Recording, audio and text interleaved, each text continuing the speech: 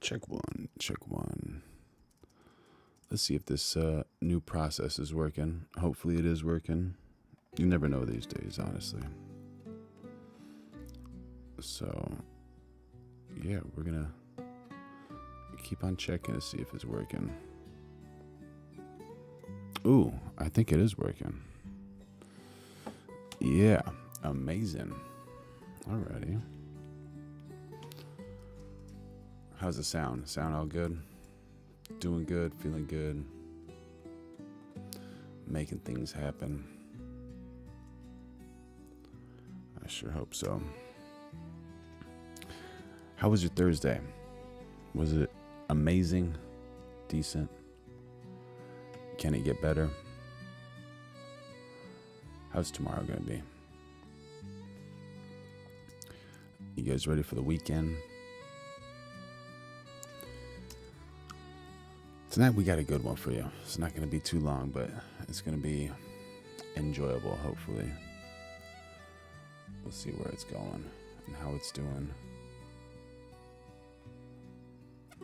Let's see. I'm working with it already. All right.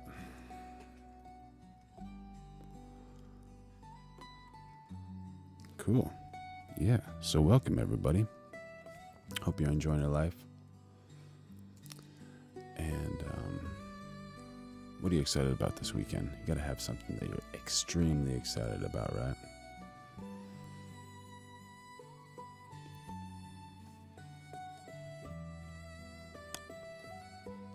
All right. So we're going to continue on this process. Ladies, if you want a good man and you want to keep a good man, you don't need tricks. You need that one super power. That's that one superpower you need. And let me just line all these things up really quickly. Excuse me. Bear with me.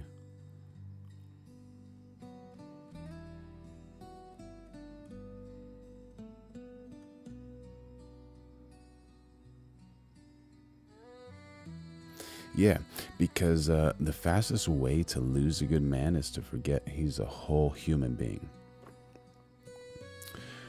All right, everybody. So stay until quote number 9 because it's the one that stops self-sabotage, and the reactions segment is going to be wild right after these quotes. Type Sonder in the chat if you want calm love and real loyalty, SONDER. Tap like right now, subscribe, and hit the bell so you don't miss these lives. So I'm a straight man. I like women. I also like peace. So I'm here helping good straight women find a good man and keep him without chaos, games, or emotional hostage situations. Tonight is simple. 10 Sonder quotes, brand new. 10 real life Sonder examples you can literally use. Then we react to live viral videos together. Comment quote if you want the quotes first, or examples if you want the lines you can copy and paste.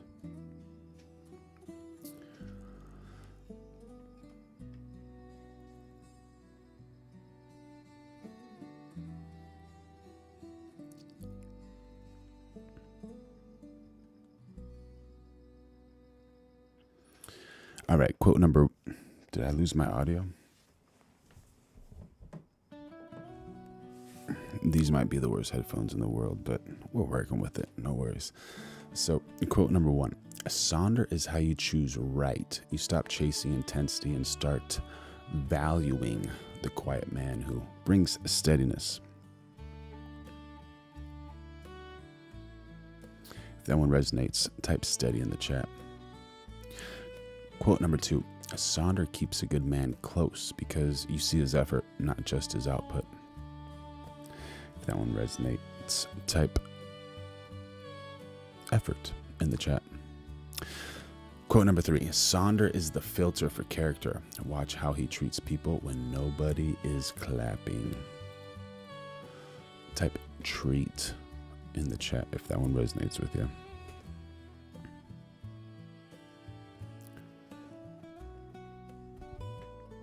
Sonder turns dating into discernment. You don't fall for a vibe. You invest in a life. If that one resonates, type invest in the chat. Quote number 5. Sonder in love means you correct with care, not contempt. And good men stay where respect lives.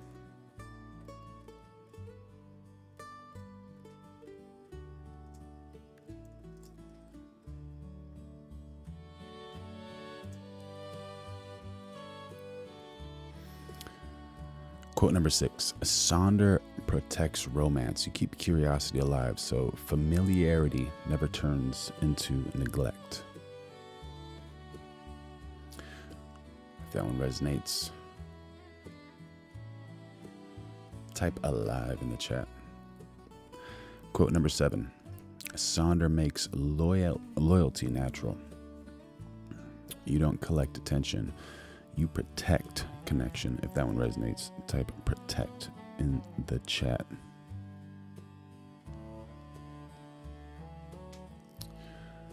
Quote number 8. Sonder is feminine strength with standards, warmth that invites, boundaries that guard. Yo, my brother, how you doing? Bad Blue Obama in the house. Yeah, welcome. I'm curious, why is the chat showing up over there or not showing up? Let me see. It's supposed to be showing up on the screen. Oh, I did the crop. There you go. Chat is showing up in the screen. I just need to fix this crop. I'm sorry, y'all. My bad.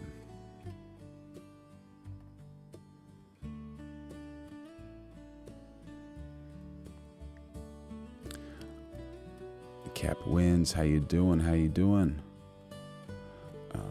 Let's see if we can change this. Bam. What you watching? I'm trying to fix the chat right now because it's a little wild. I cropped it for last night's stream and forgot to uncrop it. All right, top side 15. Is that good? Yeah, right side. How's that? Is that better? Yeah, but I gotta move it a little bit. All right, that's cool. No problem.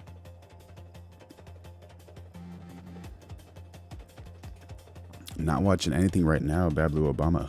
What should I be watching? Cap wins. Yo, how you doing? Thank you for joining in on the chat.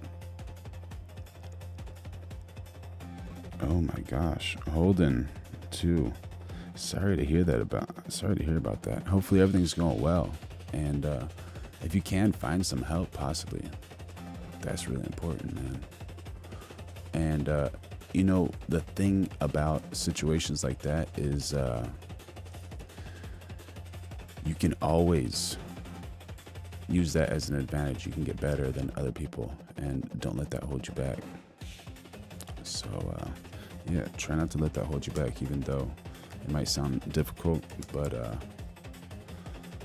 you can actually use that as some fuel to become even better than you currently are. And yeah, don't forget about that. You're loved. The Lord loves you. Your family loves you. Don't worry about it then. All right, y'all. Where were we? All right. Number 8. No, what are we on? I think so, yeah.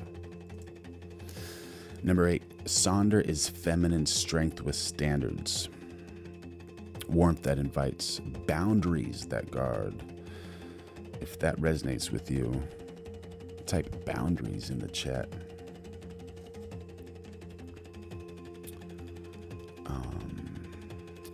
Number 9.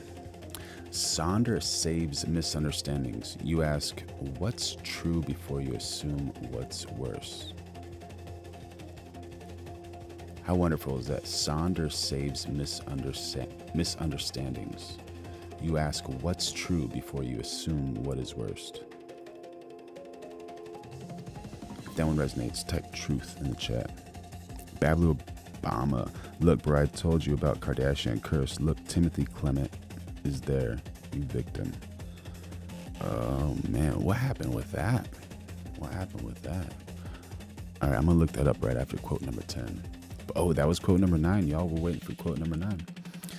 All right, quote number 10. Sonder is how a woman becomes unforgettable. She brings peace, speaks honor, and chooses wisely.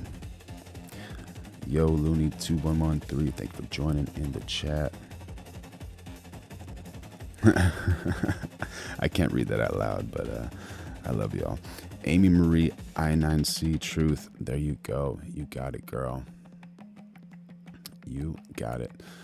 This one's for Amy Marie. I'm going to read number 9. Sonder saves misunderstandings. You ask what's true before you assume what's worse.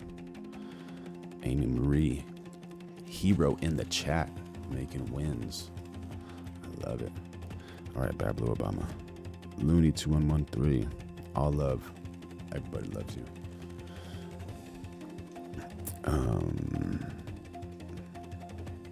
Yeah. All right, what did Bad Blue Obama say? What do we got to look up? Timothy Clement. Timothy Clement. All right. French field hockey player. All right. So what happened with Brother Man? Did him and Kardashian have something going on? And then Kardashians did that little thing they do?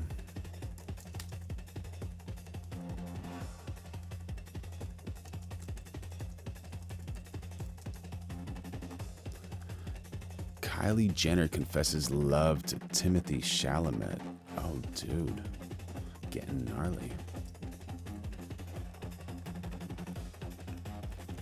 Let's see what's happening over here.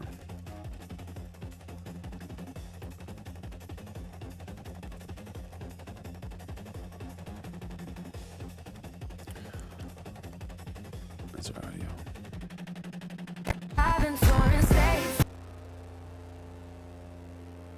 Kylie Jenner getting caught in 4K telling Timothy Chalamet, I love you. Does this man look happy? Is this a happy man right here? What's going on? How's my frame? I need to fix my frame,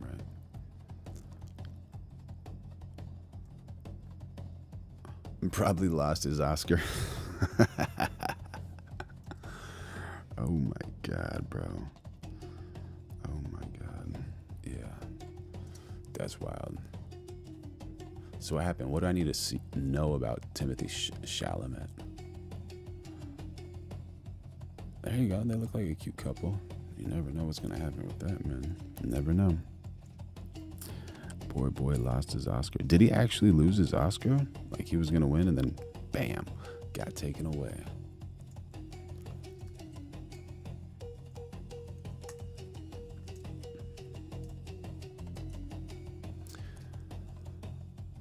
Is that a good frame to leave on, or do we need to change that frame? All right, y'all, we got to give some real life examples for Sonder. So if you guys don't know, Sonder is the word of the week, S-O-N-D-E-R. It's basically understanding that people have lives as complex as yours. So that's one thing to consider. And yeah.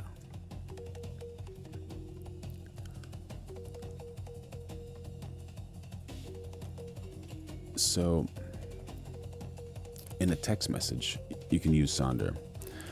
An example, using Sonder here. Are you quiet because you're tired or because something's heavy? And one question can prevent a week-long fight. Just think about that. Just think about that. I'm here just trying to give you all the keys to having an amazing relationship. So there you go. First date move, Sonder. All right. I practice Sonder. What's something people misunderstand about you? What does that work for? This question reveals character quickly. All right. We'll use a Sonder boundary line. I'm using Sonder, not heat. If we talk respectfully. No sarcasm, no shots. Ooh, it's getting serious. So it's kind of like a soft tone, but there's also a firm line there. Elite energy. Bam. Yeah. Nice plastic ones. All right. Monkway, thank you for joining in on the chat. That's so wild. So I get some of them in the actual YouTube chat, but I get all of them like in the display chat. So some of them, yeah, I guess just have fun with the chat, y'all. All right. Sonder admiration. All right, so we got a Sonder moment. I noticed you kept your word. That's rare. And remember, praise what you want repeated. It works so much. You like what she does, you like what he does. Praise those actions. Praise those movements, you know, praise those thoughts. It happens. And people like that. People like praise. Who doesn't like praise, honestly? Bablu Obama. No actor. Timothy Chalamet lost Oscar. And remember, I think Travis Scott never won Grammy on Man. Achieved nothing associated with them. Ooh. Solid, man. Solid thoughts right there. You know, I don't know if that's for sure, but that's incredible. We're developing an amazing community over here. Everybody is welcome. So if this resonates, make sure you like, subscribe, turn on those notifications, because we're trying to grow everybody into amazingness. All right, so you guys are looking for like a conflict reset. You can use Sonder and get a Sonder check. Do you need comfort, space, or solutions? That is the actual relationship code. Just think about it. Do you need comfort? You need a hug? You need a talk? Do you need space? Do you need like some time alone? Or do you need solutions? You know, I can help you with any one of those. That's something you can definitely use in a relationship. And there's also the loyalty choice.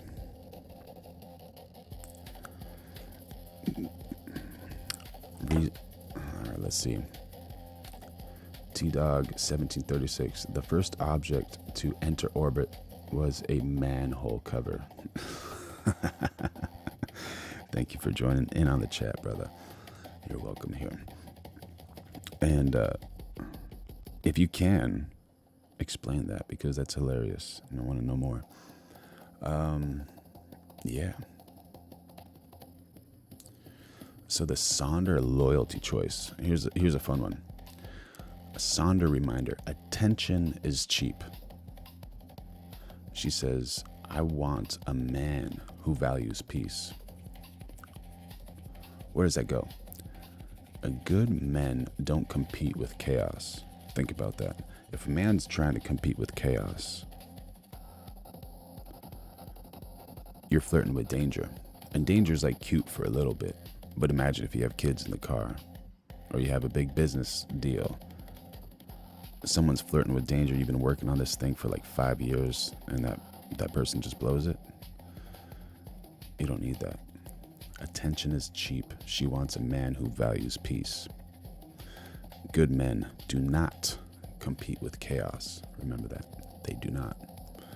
Someone calls them a B word on the street. Oh, thank you, man. I appreciate it. Have a good day. Enjoy everything. I'm just trying to find something here. Where did that thing go? I guess I just gotta read it here. Sounds good.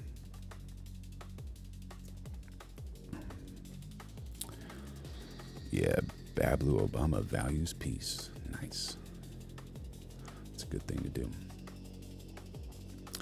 So there's a Sonder quiet man test. Sonder tells me calm isn't boring. It's stability.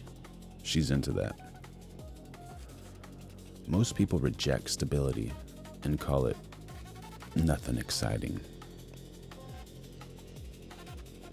You could think about that. Think about that for now and for the future.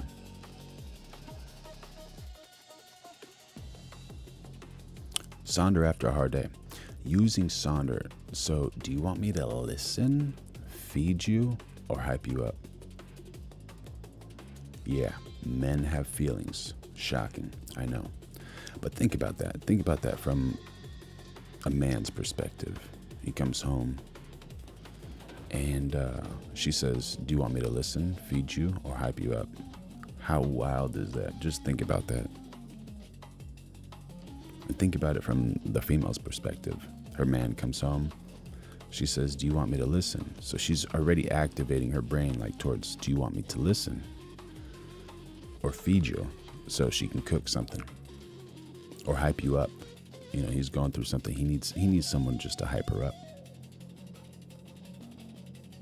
She understands that men have feelings. Amazing. Just amazing. All right, so we'll talk about Sonder accountability.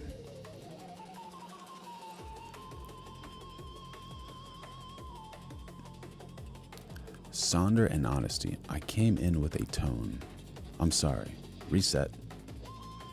Accountability is attractive. Extremely attractive.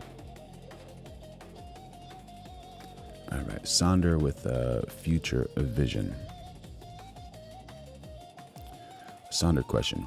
What kind of husband do you want to become? This separates the boys from the planners and the builders. All right, type Sonder in the chat if you want these as a downloadable checklist. Yeah.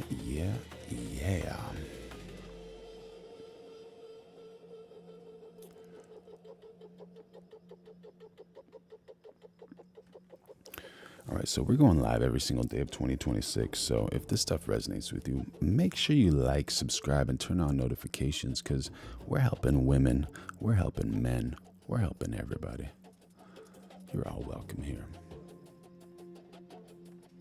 All right, y'all. And just remember, if you have anything that you want to add as far as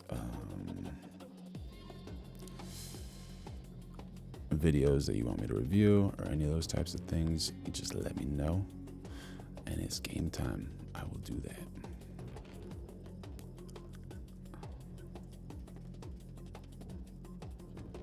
Kylie Jenner. Good for her.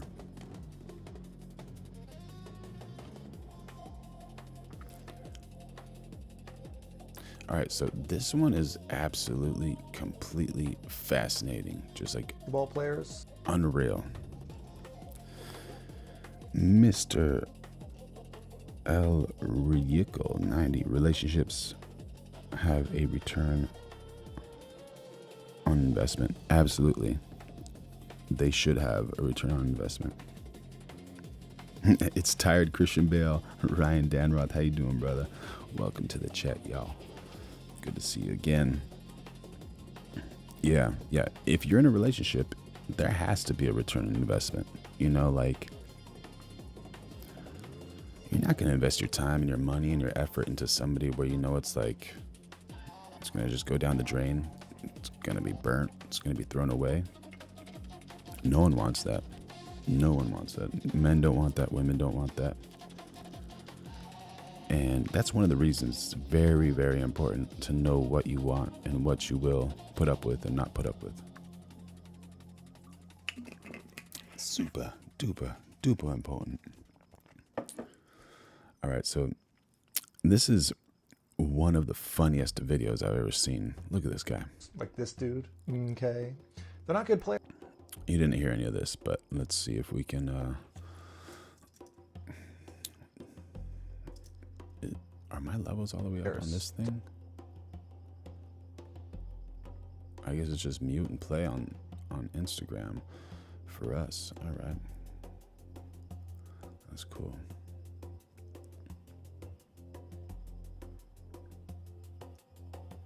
Oh my gosh, I gotta verify this.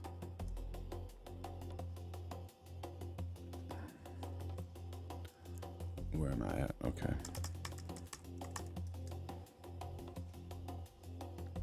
Did that once, never again. Yeah, buddy. Don't do that. Don't do that. What happened with that? Was there something wild that happened that you wish didn't happen?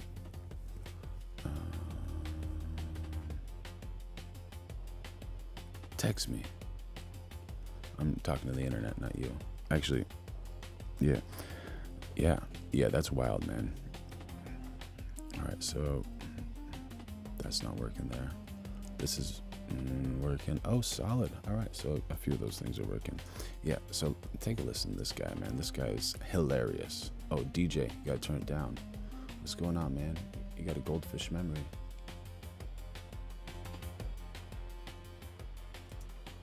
It's all bullshit in video editing. It's fake. It's fugazi. It's fairy dust. And by now, you know that I hate fake shit. I hate fake clothes made of plastic. I hate fake food full of chemicals. And most of all, I hate fake people saying fake things. So if you've ever wondered, are these guys as good as they say they are? Boy, do I have a story for you. So I pull up to the park on a Saturday morning, and there's a game going on with a little bit of a crowd. So I get excited because in situations like this, people never see me coming. I get the whole crowd jumping and screaming. 12 years of emotional abuse and silent treatment and excuses on her part. Man, that's wild. That's wild. Cap wins. No worries, brother. You're always welcome here, man. Hopefully work's going good. Mr. Elriacal. Oh, man. You know what? With that emotional abuse, it can make you stronger, you know? And that silent treatment stuff, that's just not classy from a female, you know? Any of that. The whole ghosting thing and those types of things, especially after 12 years, man, you guys got to be like best friends at that point and a unit together. That's so wild. And the excuses, one thing about women with whenever they're shady or not of that quality caliber, you realize they have so many excuses. It's unreal. It's almost tiring how many excuses these women have. So wild. But this video is going to lift you up, man. This actually kind of relates to it. This guy's talking about YouTube basketball players acting like they're really good. You know. As I get closer to the court, I see there's people filming this game. And I'm wondering, who are these guys? So as I always do, I roll up to the baseline and I call next. Hey, yo, I got next. I look across the way and this guy's scrunching his face at me. So I say, okay, maybe this guy thinks he has next. So I walk around the politic a little bit. Meanwhile, the game that's going on ends and the team that loses doesn't get off the court. So now I say, whoa, whoa, whoa. I start to get mad. I say, well, you guys lost, you're off. This is an international global rule of pickup basketball. Lose, you're off. Next. So we start to get into an argument. Now that's 100% accurate. I'm the old guy screaming at the young kids in the park, so I gotta take a step back. Let me just watch a game or two. And what I see absolutely baffles me. I can only describe it as the worst pickup game I've ever seen. These young kids coming down, trying to do N1 mixtape moves that they've never practiced, throwing up ugly bricks and airballs all day long. W's for Mr. Lyrical. Good job, brother. Let it just get you stronger and better. So at this point, I don't have time to wait around and I don't want to play in this game anyway. But before I leave, I get these guys' names and I realize they're YouTube guys. So the next day, I'm looking these fucking guys up and sure enough, their latest videos from that park that I was at. I'm actually in the background of the video. But to my absolute surprise, and at this point I'm flabbergasted, they're only showing the makes. They cut out all the bad plays, all the airballs, all the bricks. The video is just make, make, make. Now this really pissed me off because sports is one of the few things you can't fake. You really need to put in that work and the cream rises to the top. Doesn't care about your fucking video edit. And then they make the mistake of having an open gym. They invite all the people that are following them to come and challenge them, play against them at LA Fitness. And guess who put on a black cashmere sweater and showed up to that run? Black cashmere sweater. And somebody showed up. This dude shows up. Come on, let's see what happens. Enjoy. That's him.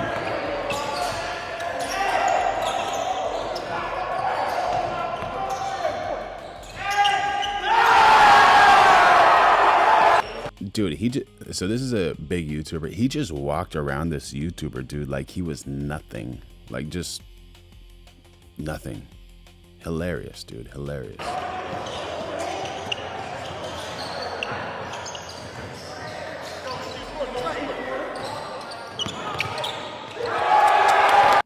Blocked. He said, not here, not at my house, buddy. Oh,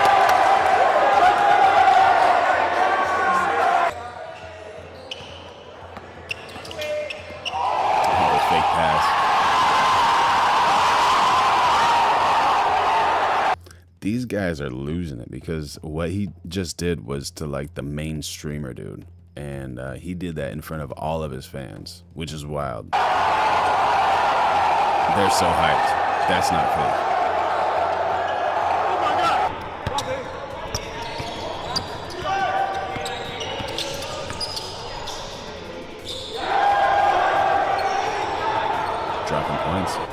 Yes. There's that YouTube dude. He gets past him so easy, man. Unreal, dude. Unreal. You know those YouTube basketball players, like this dude? Yeah, this dude, I watched some of his videos. He's pretty entertaining, gotta say. But, yeah, it's wild to see that this guy, like, classy dressed and average dude, doesn't have, like, the baller attitude, just tears him up. Mr. Lariaco.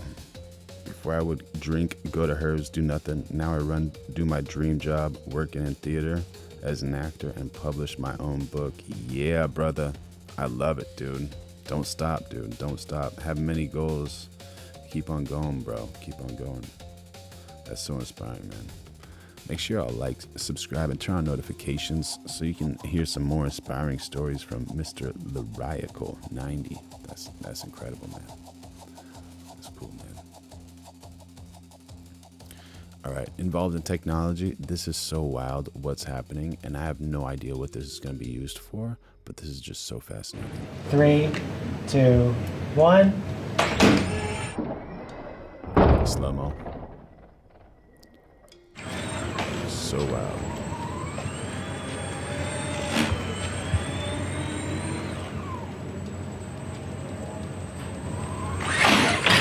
Dude, that just locked 5 feet like nothing.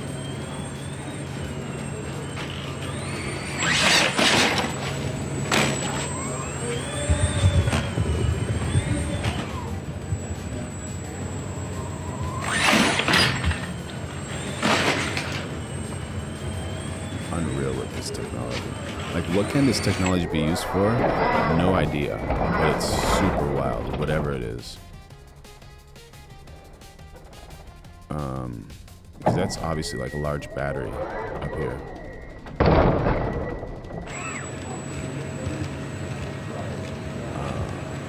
Do not know what it's going to be used for, but very wild. Robotics and AI Institute. Very cool, very cool. What's up? And just like those shady girls like Mr. Lyrical 90's ex, who pretty much cold shouldered him after a huge relationship. I'm not a fan of like putting people on blast, but when they're doing something stupid like this in public, Buddy? this is hilarious. Is this your bike? Yeah, I lost the key. Oh, well, you got the, you're using the wrong tool there. Huh? You're using the wrong tool. You need a Milwaukee grinder with a metal blade. All right, thanks. You know, you know what? I don't think this is your bike. Dude, what the fuck is your problem, dude? Yeah, it is my fucking bike. Listen, you got two choices. You can leave or you can enter a world of pain. You want to get fucked up? Get the fuck away. Why are you filming me, too? You want to get fucked up? Oh, you're fucking dead. Oh! I told you.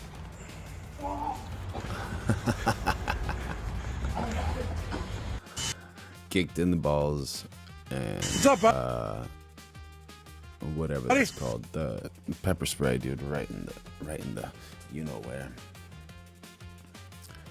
So wild. Today is Eid al-Fitr for Muslims. All Muslims are praying for peace and tranquility to prevail in the world and for an end to wars. May peace and well-being be upon all humanity. Mutar Toran. Good man, good man. Yeah, if we can have peace on earth, that would be amazing. 100% amazing. The robot was for extreme Uber Eat delivery. Yeah, bro, you need to jump over a car, just use that AI bike robot, bro. For sure, dude.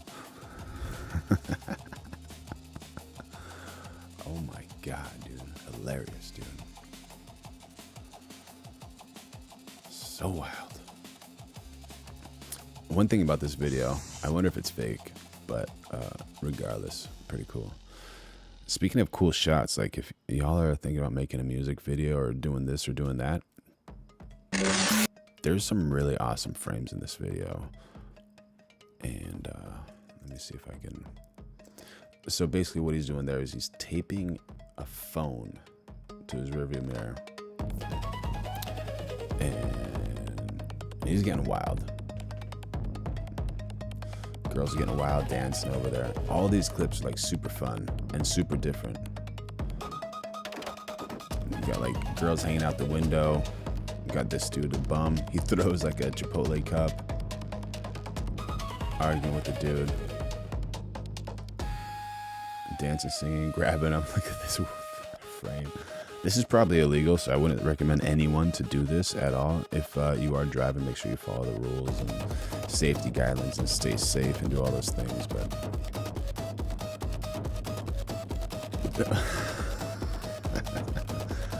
she probably borrowed a cone from her friend's truck who does construction. Oh man, just so many cool shots, dude. So we got Rihanna in the background. Yeah, girl. Something happening. We got some feet action. Uh-oh, pulled over by the cops. Bam. That's a reason you shouldn't be doing illegal stuff. Oh, cops are in on it. Never mind. Yeah, dude. There's some inspiring shots for any of you cinematographers over there, DPs, whatever. Very, very cool. Very cool.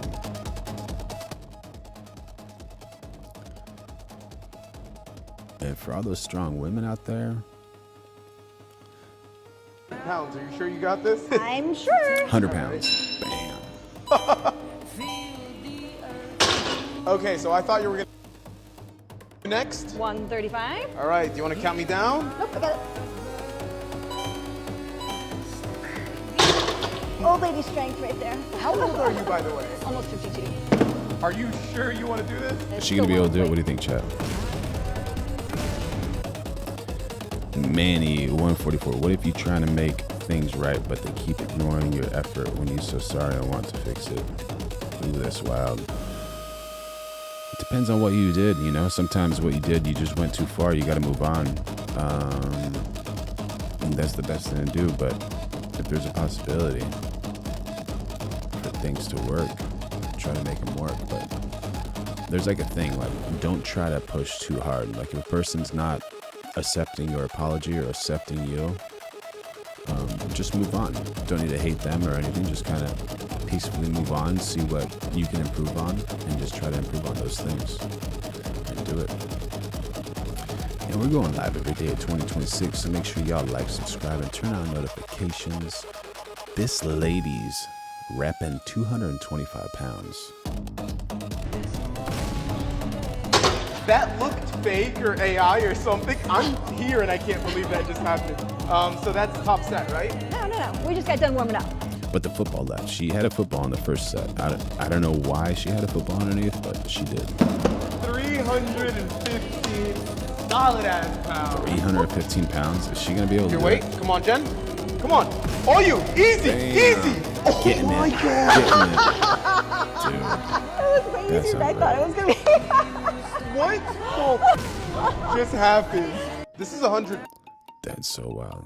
Some women are just so strong. So strong. Why didn't you tell US allies like Japan about the war before attacking Iran? And we didn't tell anybody about it because we wanted surprise. Who knows better about surprise than Japan? Okay, why didn't you tell me about Pearl Harbor? Okay, right? You know. Why didn't you? All right. Shout out to Venezuela. Taking it, champs. Venezuela, the best in baseball. The best in baseball. In baseball. Praise the Lord. Praise the Lord. Dude, they are so stoked. And in the comments, so many people were happy for Venezuela. Even Americans are just like, yeah, I'm so happy for Venezuela.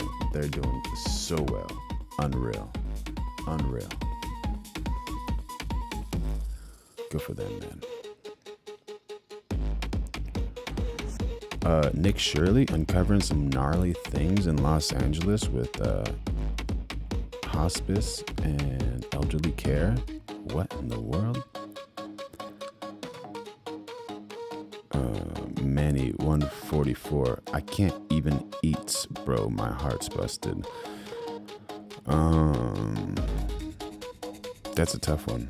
Take it step by step, day by day. Just know that wherever you are in life, you're probably sad and you think you're not worth it, or you're not good enough, you're not fast enough, or strong enough, or thin enough, or thick enough, or this or that enough. But just love yourself. Try to find like those little parts where you can improve and just do those little steps of improvement. Have like a little goal list, you know. 2 little accomplishments a day, whatever they are. I can't tell you what they are, but just do those. And then keep your reps. Keep on doing that. And practice on those little things you're not that good at. Don't let your ego stop you. And find some people that love you. Surround yourself with people who love you for sure. And get over it. Sometimes you just have to get over it. Get over any relationship, anything. Don't let that stuff hold you back. And you gotta eat. Everyone's gotta eat. Everyone's gotta drink. Pray, exercise, dance, find a hobby. Don't let your ego stop you. Your ego is gonna hurt you. Yeah, Mr. Lyrical 90. 1 minute at a time, not 1 day at a time, brother.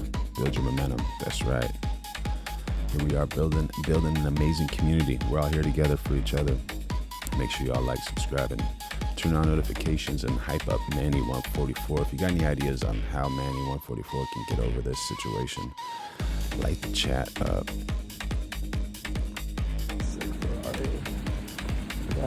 Hey, you're that Mr. Gombolian guy. Yeah, how you know me? Look, he looks so happy right now. He's like, oh yeah, how do you know me? How do you know me? He's all smiling and he's got his, what is that, Aviator Nation jacket on. Yeah, you're the reason Trump's coming to California. You're the reason Trump's coming to California. Oh, yeah? Yeah, because of all your daycare fraud. Yeah. Can you tell us more about that? I know what you're doing. Did you see how his face changed, bro? Living large here, I see. Face changed Yo, immediately. Mr. Gombolian. As you know, you're making nice, man. As you know.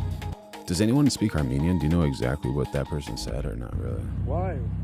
You're famous now. Excuse me. You're private You're property. famous now, bro. You're famous. Hey, Look, he's so stoked. you're that Mr. Gombolian guy. Yeah, how you know me? Yeah, you're the reason Trump's coming to California.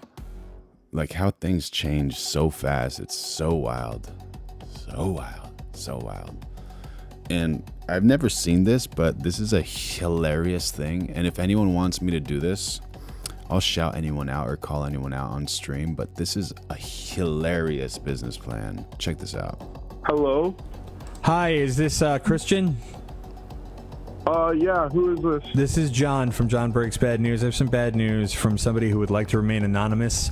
You're a shit goalkeeper, and the Sounders are shit, and Ronaldo is also shit, and they will not forget the easy goal you let in Saturday. Fuck you. Who is my this? God. This is John from John Breaks Bad News. It's a service that I run. How the fuck? Okay, who the fuck told you about that game? Because I actually... The next stage of feminism is chemical warfare. Sapien. Thanks for joining in on the chat. I don't even know what that means, bro. Chemical warfare? Are we talking about like chemtrails or Plan B or those pills or... Man, that's wild, dude. John Doe D5X2Q. Thank you, bro. That's hilarious, dude. It gets better, dude. I fucking remember... No. That's actually bullshit. Who the fuck sent you... Wait, did someone, like, tell you to say that, or... Yeah. You let in an easy goal. What happened? I'm on a... Here, do you know who this is? Who sent that? Because I'm gonna beat the shit out of them. No, I don't know. They want it to be anonymous, so... No, I don't know. Sorry, but... How much money for you to tell me? $200. $200. Mate, okay. Wait, do I know you? No. You can pay me at my website, johnbreaksbadnews.com. 200. Do you know who sent it? No. Maybe for $200. Maybe for $200. Brother, mate. You're gonna have to roll the dice. That is like. That is the most fucked up thing because it was a fucking final, and I'm still... And you fucking whiffed it. No. That is fucking bullshit, and he knows that, whoever... Because it has to be one of my teammates, and it was probably his... You know what? Fuck both of you, honestly. Bro is getting amped. So amped. He's like, how do they know? How does somebody know about? Was it a secret game? I mean, like, somebody else had to have been able to do it. Like, know about it. Because he got scored on, unless he just, a ghost did it. I don't know. I'm fucking stupid. Okay. I'm not going to fight you on that one. Hello? Hi, is this... Hilarious, dude. Super duper hilarious. And yeah, if you guys want me to chat, call anyone up, I'll do it, dude. And you could clip it, you could do whatever you want. Yeah, we're going live every day of 2026, so make sure you like, subscribe, turn on those notifications, building an amazing community over here. All right. Coming for your... NYC Trader Joe's man goes viral for explosive rant during Palestine protest. I have no idea what's happening here, honestly. Dude, I'm from Trader Joe's and we're not fucking around anymore. He's from Trader Joe's. Mr. Lyrical 90. Reminds me of a clip I saw when this guy thought he won 100 grand and it's a candy bar. Yeah. Seriously. Slurs. Yes, I am. Yeah, you guys. I call retarded people retarded, and I'm on the side of Trader Joe's. I call retarded people retarded. Tell everybody what Trader Joe's you work at. I work at the Trader Joe's on the Upper West Side, 96th Street, nigga. Fuck yeah, dude. People. That's right. Trader Joe's. Chicken. Trader Joe's. You're gonna continue employing someone that's homophobic and xenophobic who just made fun of someone who's not an American from Azerbaijan by his estimation of looking at their skin color. Fuck Azerbaijan. Trader Joe's for life. Yeah. Coming for your... Dude, that dude reminds me of Office Space, like when that guy just lost it. I don't know if you guys ever seen that movie, but Office Space is one of the classics. And yeah, dude, this dude's not right for sure. And if he says that to the wrong person, he's gonna be walking away with some bruises and maybe some cuts and maybe something worse. Hopefully nothing happens, but hopefully it's a joke, honestly. But they're lighting up Trader Joe's right now. Some wild things happening with Trader Joe's. They got those Easter bags. Excuse me, yeah. All right, so this is a prank, kind of rude, but kind of funny. Young lady, my mom's coming back to run with the buffalo, and he says, "Excuse me, young lady." Herzegovina, and I can't see nothing. I wanted to get her something nice, but I'm highly allergic to some things. Can you tell me what all the ingredients are in this, so I can make sure we don't kill over and die? All right, so it's got chicken broth, tomatoes, green sweet pepper, cooked white chicken, chicken meat, corn, black beans, less than 2% of toasted corn flour, modified food starch, tomato paste, corn protein, hydrolyzed, water, salt, spice, cilantro. Where did that guy powder, go, dude? Dried chili pepper, potassium chloride flavoring, or just flavoring, it says. Sugar, soy protein, isolate, sodium phosphate, garlic powder, calcium chloride, citric acid, natural flavor. Contains soy ingredients.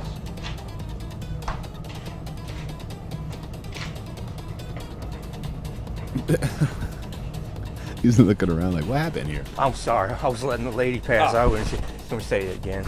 All right, yeah, so it's chicken broth, tomatoes, green sweet pepper, cooked white chicken, Half cooked, wait, has cooked white chicken? Yeah. All right, he comes back to do a little bit more. I was too hard on her, bro. I thought she was sus.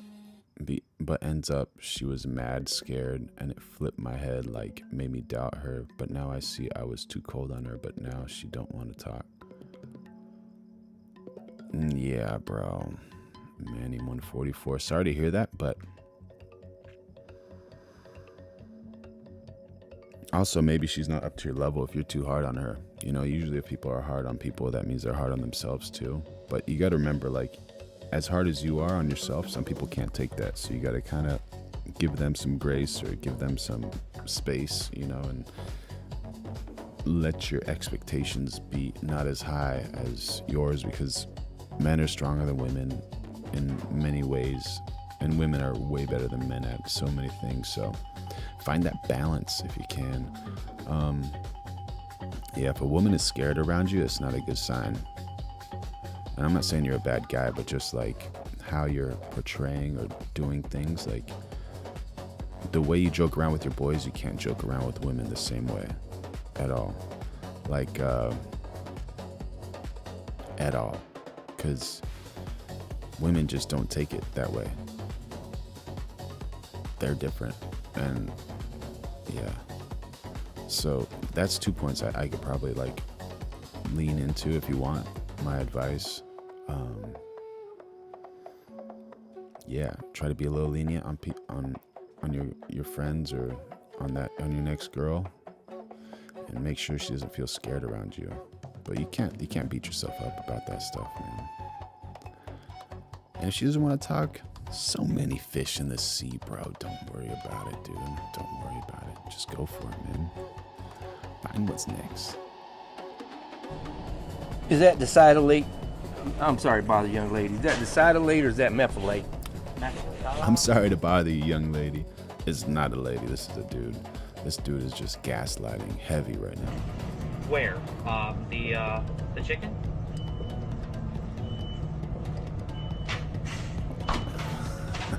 What happened? Sounds delicious. I think I'll die from it. Thank you.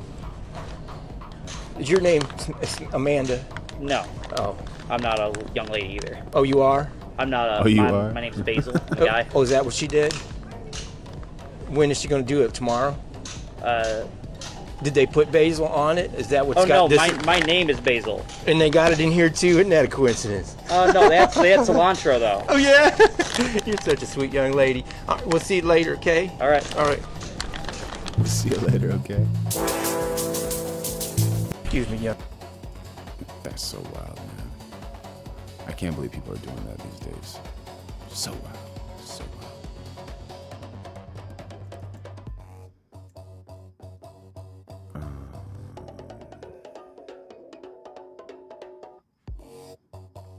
He's a Democrat. See that mask he's wearing? What the f? He's a Democrat. See that mask that he's wearing? This is wild.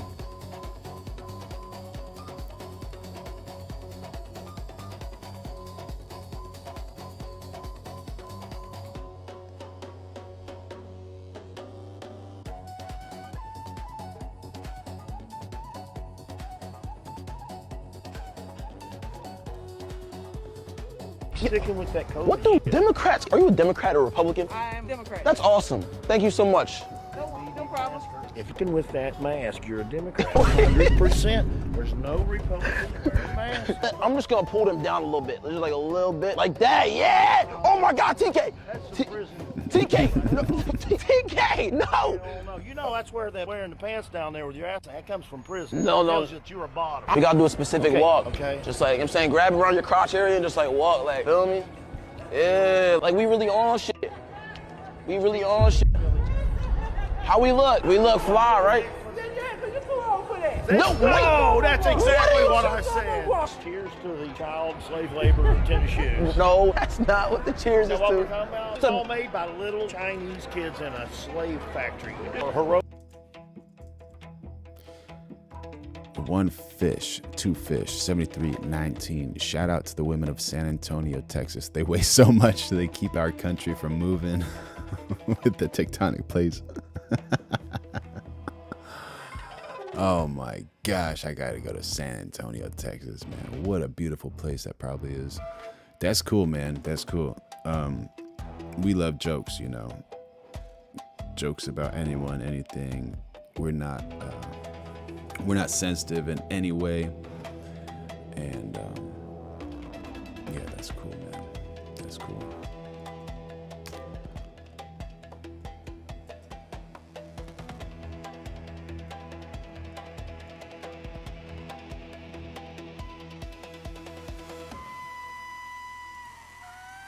two things at once. Hiroshima or Nagasaki, but I know when we dropped damn bombs on them. Here. We can't be photographing here, I'm sorry. Oh, I'm sorry. Okay. The chick don't want to be on film because she's wearing Planned Parenthood outfit. He likes to kill babies. Oh my goodness. Planned Parenthood. That's what they do. Okay. Manny 144, not scared of me, bro. Just love her ex. Did her mad dirty. Oh. Yeah. You're taking the beating that she should have given her ex emotionally, you know? Like, that's what happens, dude. That's just part of the days and the times. But the good thing about that is in your next relationship, you're gonna appreciate that lady even more if she's cool and she's not bringing you all that, whatever you call,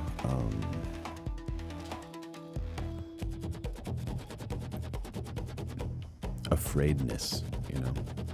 They don't give no women's health. You know, care. you never know. Thing. You never know the circumstances, okay? Here's the circumstances. Chick was sloppy, got laid, Okay. got drunk, got Whoa, laid. Now whoa, she got whoa, a baby. whoa, whoa. Now she wants to kill it. That's the circumstances. To be honest though, sir, when you spew values like that, don't make you seem like a good guy. That's I like let my babies live. That's what makes me a good guy. that's terrible. Your body, Hey, your choice, y'all have a sir. blessed Your TK. body, your choice, my ass. They're the most evil organizations ever existed besides the Nazis. And I'll stand on it. Planned Parenthood. You standing on shit? I'll stand on it. I mean, I can't. I just love babies. Me too. I love babies. I hate baby killers. Look, why you keep pulling your pants sag? I don't like it, sir. TK, check me out. It's gay. Absolutely. See what he said? He said, have a good holiday. That means he's a Democrat. Republicans say Merry Christmas. What the hell is... See, it's code. You got to pick up on that shit. He's a Democrat. See that mask he's wearing? What the He's sticking with that code. What do Democrats... Are you a Democrat or Republican? I am Democrat. That's awesome. Thank you so much. No problem. Sticking with that mask, you're a Democrat. 100%. There's no Republican wearing mask. I'm just going to pull them down a little bit. Just like a little bit. Like that. Yeah. Oh, my God, TK. That's the prison. TK. No. TK. No. No, you know that's where that wearing the pants down there with your ass, that comes from prison. No. That tells you that you're a bottom. We got to do a specific walk. Okay. Just like, I'm saying, grab around your crotch area and just like walk, like, feel me? Yeah. Like, we really on shit. We really on shit. How we look? We look fly, right? No, wait. No, that's exactly what. That's so wild, man. So wild. So wild.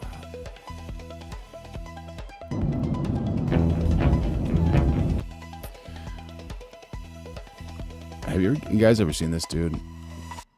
Tommy Armour and Joe Fortune official. This dude's about to eat a ginger, like a raw ginger, in an airplane, bro. Like, little pieces of ginger are decent, raw, but that is so strong, dude. So strong.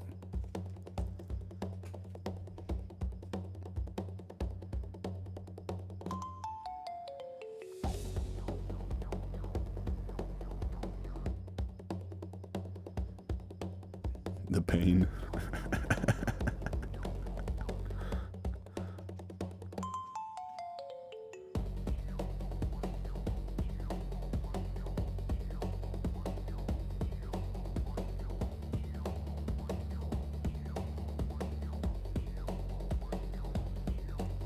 Oh my gosh, dude.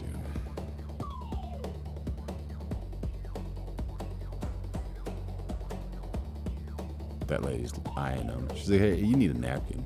You definitely need a napkin. Dude, his nose is leaking. Look at her.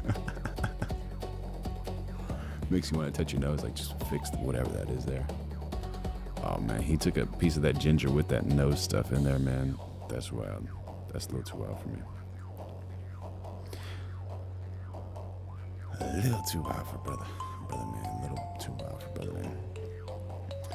She was a good one. I just got sus of her because I think I was scared too, bro. She's too good. I almost didn't believe her, so I went ice on her, then realized I love her. Now she's done with me. Yeah. Get over her, bro. Everyone lives and learns. Don't beat yourself up for it. Just go on with it, man. You can't do much about it anyways now. You know?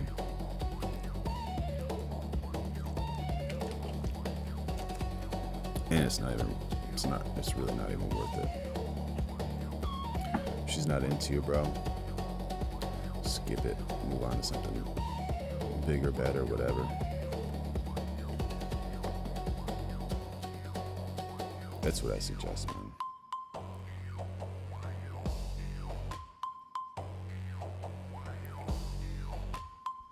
Could Miller say a few words too, please? Thank you, Mr. President. Well, under President.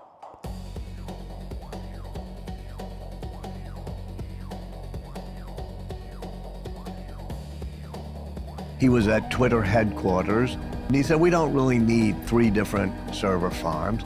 And the engineers say, well, yes, we do, because we need backups and we need caching or whatever. And he says, no. He decides they should get rid of the servers in Sacramento. Well, they say, fine, but that'll take 6 months. He said, no, you can do it in 6 weeks. He's getting really dark, and they don't know how to deal with him, because this is like a month after he took over Twitter. And they're saying, well, no, I'm sorry, Elon, we can't do it, and that. And he'd say, you can do it in 6 weeks. And by the end of the meeting, he said, you can do it in 6 days. He gets really dark, and he decides he's gonna fire them. But it's December 23rd, like 2 days before Christmas. He does fire them, but the next day, Christmas Eve, he's flying from San Francisco to Austin, Texas to go home for Christmas. He's with 2 young cousins on the plane who are engineers. And one of them says, why don't we just take those servers out ourselves?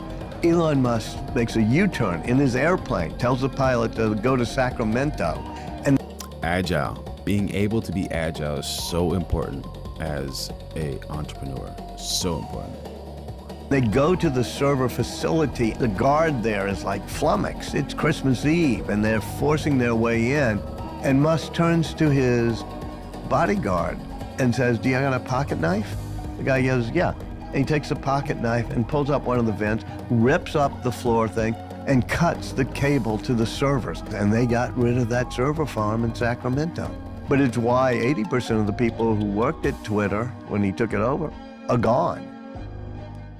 You want to hear something really fascinating? Sure. And if you ask me how did they build the pyramids, I will tell you I don't know. If you ask me how they constructed the Sphinx temple, they carved out those huge blocks of stone that can weigh 50 or more tons and move them in such tight spaces with such tight tolerances. This is just so wild. Is this not fascinating to you how they built the Egyptian pyramids? My goodness.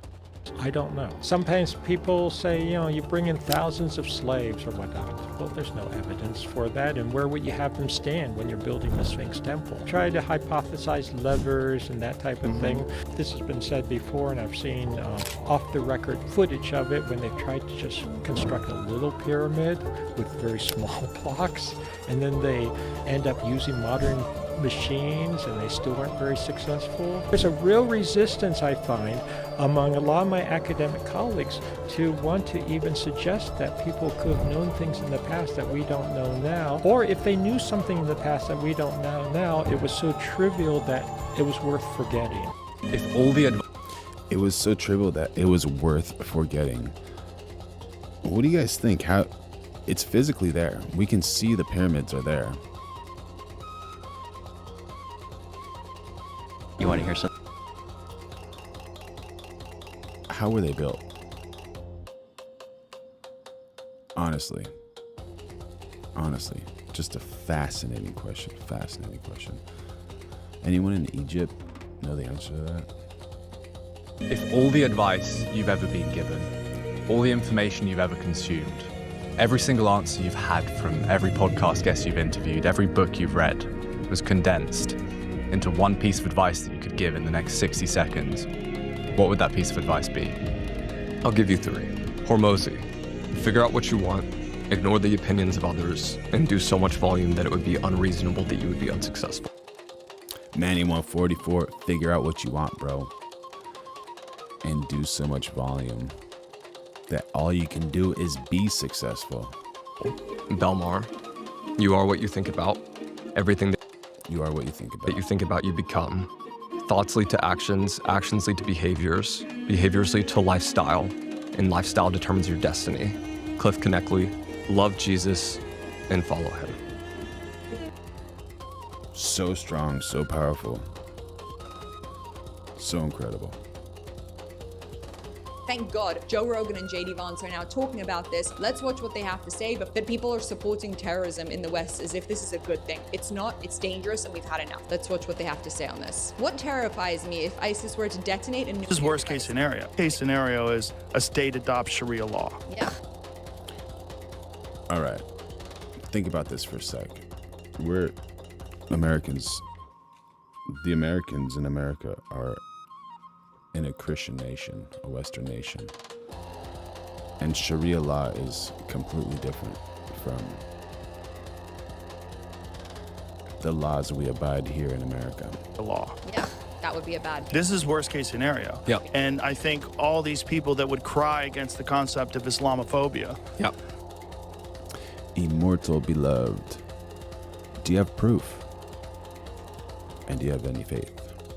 Really need to understand what that means and what you're talking about. And to say that that's an outrageous and ridiculous idea that's never going to take place, it's kind of already worked its way into some societies. It has. It has. It has. And there are, is it Minnesota that has call to prayer? There is a place in Minnesota, I believe, where they have prayer calls as a matter of local government. I do think that's happening. Getting real weird. Yeah. Well, stuff like that starts getting real weird. And when you have people that are openly saying our goal is, and they've talked about this in Toronto, like activists have said, our goal is to outbreed everyone who is not Muslim and vote it out and put Sharia law in place. What would happen to a gay couple? By the way, this is exactly what they plan on doing. It's not a theory. It's what they do. They want to outbreed in Gaza. Executed according to Islamic law. Islam doesn't endorse gayism. Islam doesn't endorse homosexuality. Wait, hold on. I don't understand this. How some people are, especially the LGBTQ community, are encouraging people from this region with these beliefs to come to America and, you know, pay for their... What happened in Minnesota? What was that, like, multi-million-dollar scheme, childcare or something like that? Okay, so Somalian.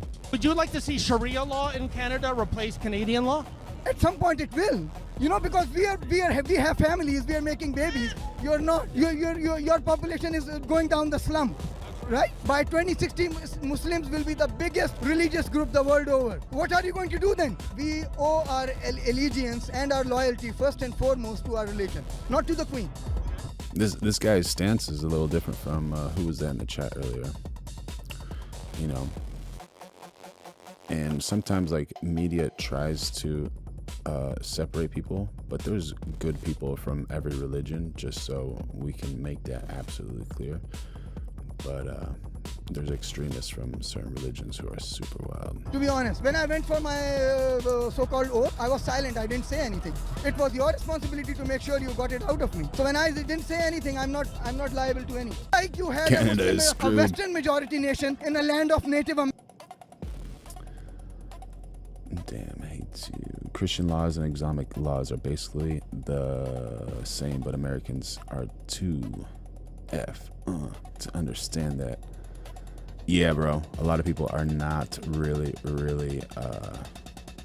understanding what's going on over here and in other parts of the world. Unfortunately, they should, but they're just not.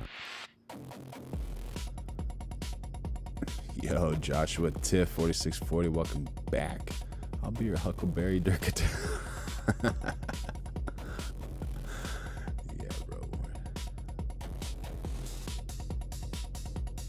Wars encourage people to go to America. Why would they want to stay with someplace unstable? It's almost like destroying the Middle East increases migration 100%. And a lot of people have like a conspiracy theory about that, how they are kind of disrupting certain countries just to kind of get people out of those countries and to create distress in other countries. But a lot of countries are fighting back and not allowing illegal immigration, like Poland. Big ups to Poland.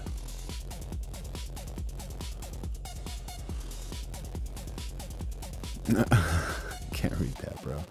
Jesus is the king, Manny 144. Yeah. Oh yeah. That's wild, Joshua Tiff. That is so wild. Oh my god. Americans. One day we can have a Muslim majority nation here in Canada. Right in your face. Right in your face. We're going to have a Muslim majority here in Canada. Right in your face. Women will have to wear burqas. Right in... Avadoos, Maida is a baddie. Who's Maida? Is it this girl? Oh, this girl. Yeah, she is, bro. In your face. That's what they're saying. That's very scary. Women have to wear burqas. This works. Yeah. Real religious tyranny is increasingly in Western societies where you've had a large influx of immigrants who don't necessarily assimilate into Western values, but try to create, I think, a religious tyranny at the local level. And if you think that won't happen at a national level, you're crazy. It's absolutely insane that this is their plan, that they're not hiding it, that they're not holding back, and that we are just sitting around being like, oh, America shouldn't fight against Islamic terrorism because it's good for Israel. What kind of stupidity is this? You've got people in Canada saying we're going to outbreed you, we're going to bring Sharia law, we're going to take it over. You've got it happening in Minnesota. This is not Iran, this is not Afghanistan, this is not Kurdistan, this is not goodness knows where. This is in the epicenter of the Americas. This is... She's getting aggressive, bro. She is so aggressive. Yeah, for sure. Good call, Avadoos. It's happening. Sound like this. Yeah, that's so wild. That's so wild. And for the artists out there, you know, I'm kind of involved in like the music industry in a few ways, and I haven't actually seen this video before, and I think it's extremely inspiring. Yeah.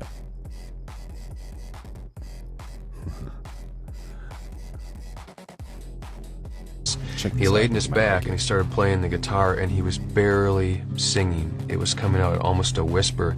I was like, okay, stop. And I quick grabbed a couple mics and plugged them in. I unplugged the... Oh my God, the #1 newborn baby's name in Britain. Oh my goodness, broski. phone. I turned the fans off on the tape machine and said, this is it. Just do what you think. The Raven 5656, thanks for joining in on the chat. 100% that woman does get it. Yeah, how wild is that? Like, when is that going to stop? The taxpayers support the invaders in Britain. That's 100% accurate and so wild. So wild. I think there's like an electrician and a plumber who couldn't afford like a 1-bedroom, while an illegal alien immigrant with like 8 kids got like a house, but they didn't have any houses like in a certain region, so they got like a house, like a very nice house in a very nice neighborhood. And guess who's paying for that? The British taxpayers. They're paying for that house when they cannot even afford a house themselves. Where's the logic? Same thing in Canada? Yeah, come on, y'all. Like, honestly, where is the logic? Where is the logic? I think you need to do right now. And I literally held my breath for 3 minutes while he sang it. I mean, it was so quiet and yet it was so powerful. And that was the core of the track.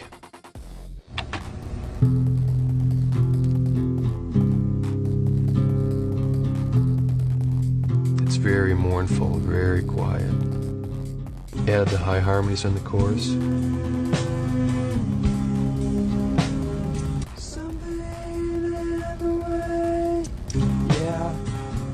Last, we brought in Kirk Canning to do a cello.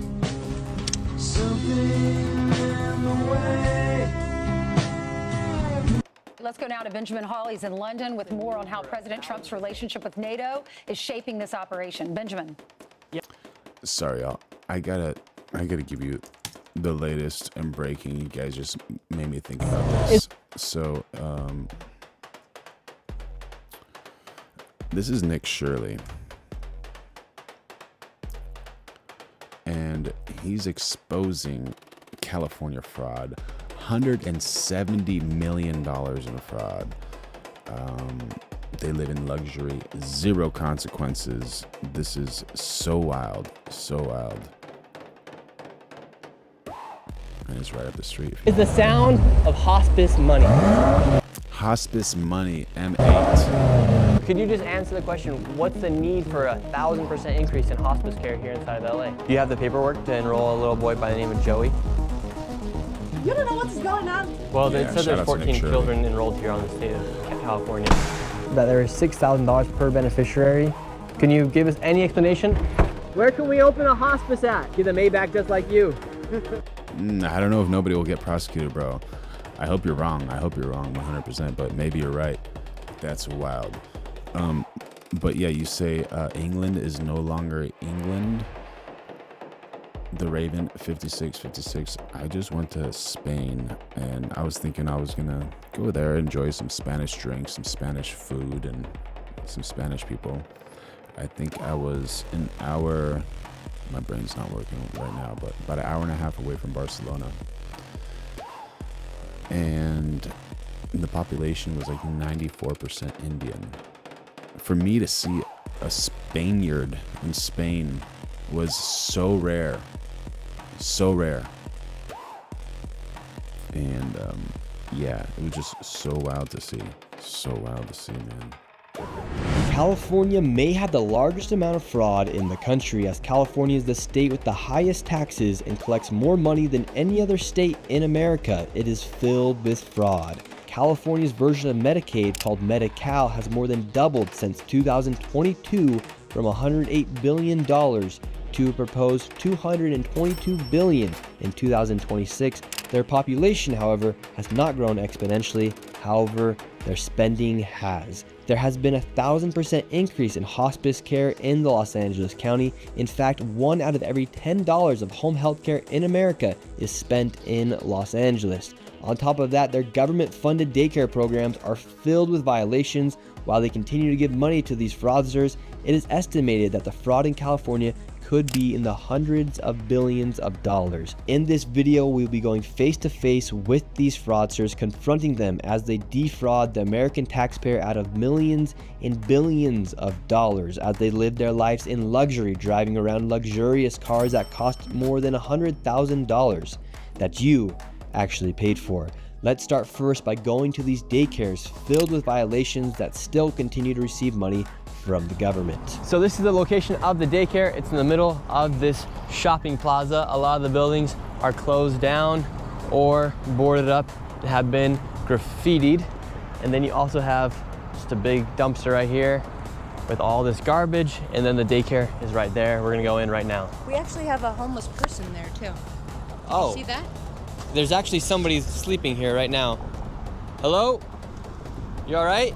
Yeah. And so there is a homeless man who's sleeping right next to the daycare. He's sleeping right here, and the daycare is right there. This does not look like a place where you'd want to bring. Yeah, bro, in those places where it's like super hard to survive. Yeah. Absolutely. You know what? Limhan 3209, you have a point about, you know, like what's the deal with just venting on YouTube? I think it just, there's people that are built for that, you know. Some people know how to go through politics or through public policy and how to actually make a change, or, you know, maybe someone will see this who's like actually aggressive and ready to do something about it, you know. Like me, I'm extremely busy and barely made it here to get on the stream, but I'm going live every single day of 2026. I set that as a goal, and so yeah, you guys are gonna see me. So like, subscribe, turn on notifications, and we're just gonna build an amazing community here. And who knows, maybe someone within our community can actually make a difference here, which would be cool. You know? I don't know about going that far, but that's wild. Yeah, Nick is a gutsy dude for sure, bro. He's gnarly. You're a child, and it does not look suitable and set to code to be a place where children are enrolled. So they do have some children here. How many do they usually say they have, or what's the story with the children? The last few visits from the state have said that they have 39 enrolled. 39. And right now we're seeing about 5 children. Yes.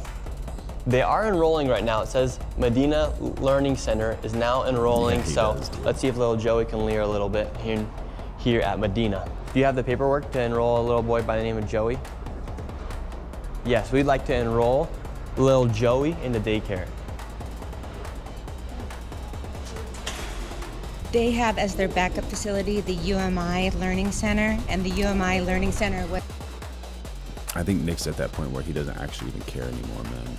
And sure, he's like afraid, but he's on such a big mission. It's almost bigger than himself, I think. But yeah, dude, he's so gutsy, bro. I would not even get involved in a quarter of these things, dude. An 1/8 or a 16th or a 32nd of these things, bro. This is too wild. Was convicted in federal court in 2024 of having 150 ghost kids. So I want to find out what the affiliation is and why this facility is listed as the backup. Yeah, can I get the paperwork to enroll a child? Yes, I can. Great. What do you think about daycares being used for fraudulent businesses to receive money from the government to say they're enrolling 39 children, 89 children, and for millions of dollars to be going towards these facilities? What do you think about that as you do work in a daycare? No, it does happen. I've seen it like elsewhere. I've seen it. Seriously, not a bad idea. Trump should assign him a Secret Service detail from Joshua Tiff 4640. Not a bad idea with how much fraud he's uncovering. You know, that's like a really good idea, actually. And especially with like what Doge did. And, you know, the reason Elon Musk got out of Doge is because he was like, yeah, that's maybe a little too wild for me. That's a little too wild. A little too wild for me. It does happen. Thank you. The card that they gave us, this is the licensee, the person who owns it. And that's so far been the only thing they've been able to give us as to how to enroll a child. And then in the back corner of this parking lot appears to be the playground. Here's a bunch of garbage, and then right here appears to be the playground. Some strange things are happening outside this daycare. Whether or not it's fraudulent, there is a lot of suspicious activity taking place. This right here is Hayden Sarah Family Childcare. This is a daycare right here. Apparently they have 14 children enrolled. Tell us a little bit more about this daycare right here. We're in the middle of the hills here in San Diego. So according to state records, when inspectors arrived here, there were... Yeah, man. The Raven 56. Get Nick hooked up with Musk and get to work. That'd be gnarly, bro. So gnarly. And I didn't know Doge was only allowed to go on for 6 months. Is there a reason for that? Or was that like kind of discovered 5 months into it and they're like, you only have 1 more month to do this? 14 kids enrolled, but 0 present. And then this place was also cited for having missing children's records and also not having a facility roster. It's kind of weird that there's this daycare in the middle of a neighborhood. Hello? I was naked, okay? No, you weren't. Oh, I can sue you. I was like, I wasn't dressed up. I'm Muslim. Either way, can we enroll a child into the daycare? You don't know what's going on. Well, it says there's 14 children enrolled here on the state of California. All right. It says there's 14 children enrolled here. That's kind of inappropriate if she's running a daycare and you can get in trouble because I was undressed, but you're running a daycare? What are you talking about, dude? That just doesn't make sense. You're like, this, if she is running a daycare. Oh, did not know that if Doge went longer, Trump would have needed to appoint him.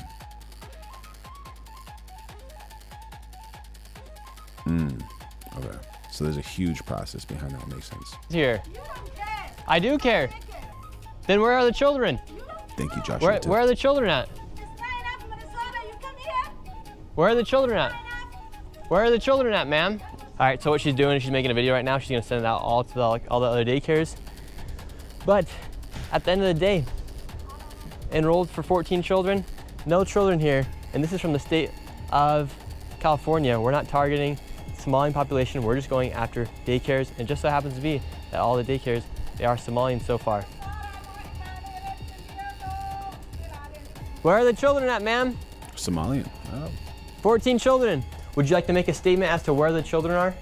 You don't care where is my children. Ma'am, we would not be here if we weren't asking you. You don't care. You don't care. What do you mean we don't care? This is why we're here. Care. And don't record me. You don't care. This is why we're here to ask about these daycares. Ask me who you are. Who you are. My name's Nick Shirley. You already know that. Shirley. I know, but you a trouble man. How are we making trouble? You're causing trouble.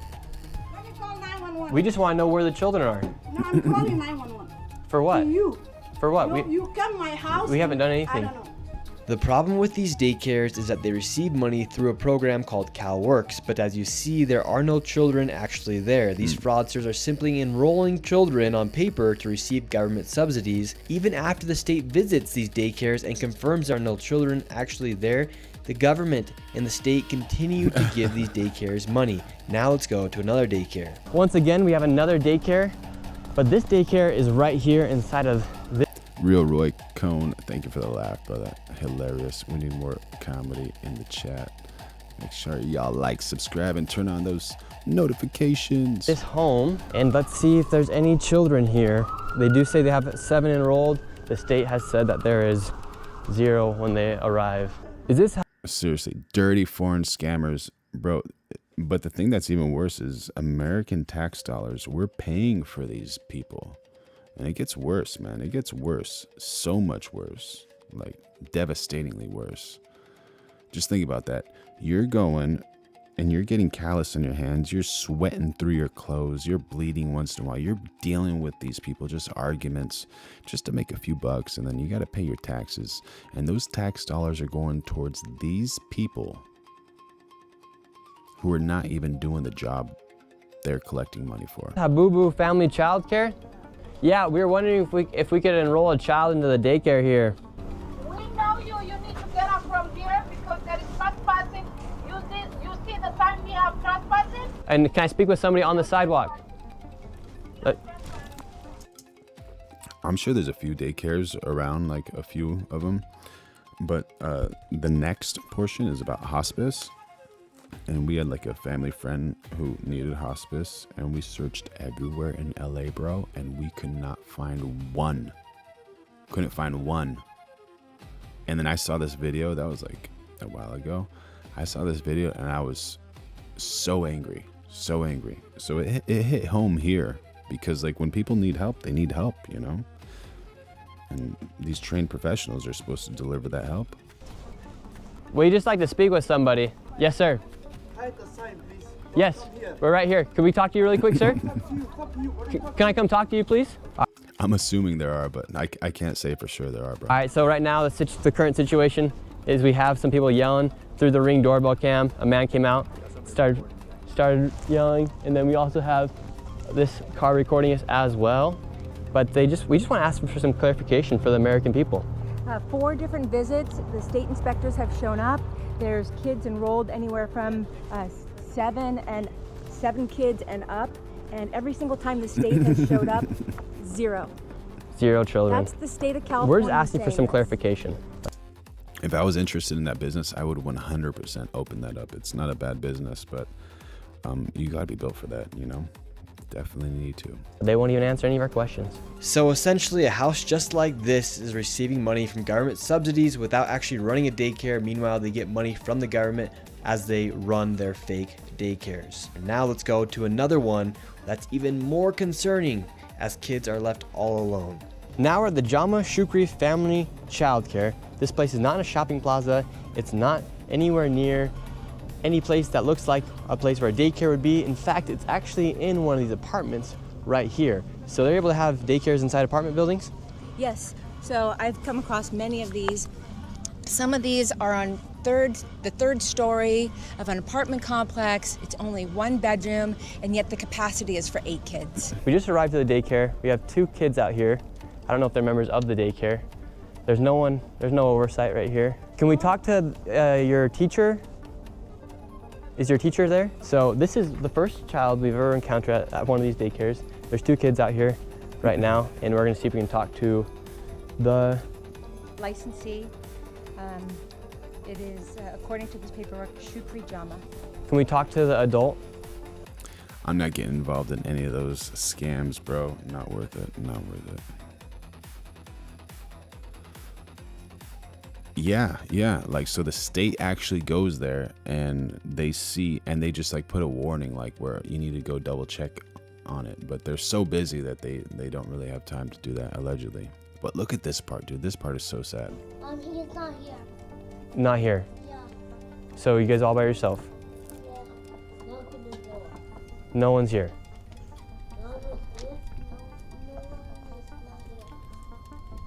Okay, so you guys are all by yourself? Okay. I can see by myself. Yeah, okay, that's concerning. No one's watching those children and they're all by themselves. My heart is breaking right now. I can't. Unbelievable. Yeah, and what makes you so emotional as a mother, seeing that those kids are just out by themselves? Seeing the kids all by themselves. It's supposed to be a licensed daycare and there's no adult anywhere. What is going on? And the crazy thing is, California allocates $6 billion to childcare and daycare facilities just like. I don't buy it. That feed the children crap was an awesome scam. What do you mean? What do you mean? What do you not? I don't understand. Gloria doing them commercials. Like these, and there are over 39,000 facilities in the state. The California Department of Social Services even found an error rate of over 1.6% in their own audits. And to be very conservative, it is safe to say there's upwards of $100 million in fraud lost each and every single year. And now let's head over to where there's so much fraud you're gonna lose your mind. Let's head over to Van Nuys, where there's home health care and hospice fraud literally everywhere. With the fraud here, California ranks the highest for Medicare, Medicaid. Primal screams, if that happened, cops would be called. Yeah, very good point. You never know. It could be set up. You never know. He could be like another YouTube influencer who's just like making lies, broski. Yeah, for sure. Medi-Cal, whatever you want to call it, they spend the most amount of money per state. And here in LA, 1 out of every $10 that goes towards home health care in the United States goes to a business here in LA. Right 100%. Now we're in Van Nuys. This location has tons of hospice centers, home healthcare centers, and right now we are going to Gardens of Angels Hospice. They billed $4.8 million per beneficiary. They charged $5,807 with 28.6 claims per patient and only 2 codes, which means 2 services were provided. And inside of this same location, there's also Blossom Hospice, and they received $3.4 million with $6,000 per beneficiary at $927 per claim and only 1 code, which means they only provided 1 service. And it looks like there's about 15 more hospice centers inside this one plaza we're going to right now. We have all the information with us. In some of these places, it doesn't even look like they've been registered with the CMS, which is the Centers for Medicare and Medicaid. 7 of the 4 entities have 0 SMS data, possibly shell registrations, shell companies. And it's rumored that these are Armenian Russian gangs, Armenian Russian mafia. So we're gonna be going in there and we're just gonna ask them, what's the Primal Screams dropping the heat, bro. You could be absolutely accurate. Like, I didn't even think about that. That's a beautiful thing that I love about this community over here is like, you guys bring so many amazing valid points that I'm like, I didn't even think about that. It could be a setup, you know, blur out the kids and like say, hey, Janet, stand behind me while I photograph this for like this segment just to get like some views on YouTube. Yeah, police should have been called for sure, 100%, like immediately. Yeah, I would say probably call the police or child service or whatever and like do something. That's true. Yeah, it's a tough situation over there. Super, super tough. Yeah. The need for all this hospice? Is there that many people dying here in LA where they need to be spending millions and millions of dollars on this hospice care? All right, right now we're looking for a Garden of Angels Hospice. All these buildings are all hospice centers. Let's see if we can find Garden of Angels. This is the Angels of Haven Hospice Care. We have Angels of Valley Hospice. Hello, how are you? Good. We were looking for Guardian of Angels Hospice, but this one will probably do Angels of Valley Hospice. We were wondering if we could get some information to check our grandma into hospice. Your grandma? Yeah. Which hospice is she in? We would love to maybe see if it's possible to get her in here to Angels of Valley. You have to get a hospital referral. Hospital referral. Oh, okay, how many people do you guys have with you guys? Irrelevant. Oh, okay. Where are you guys from? Where am I from? I'm from here. We're just looking for a spot for our grandma. Yeah, no, we're doing We only do referrals from hospital.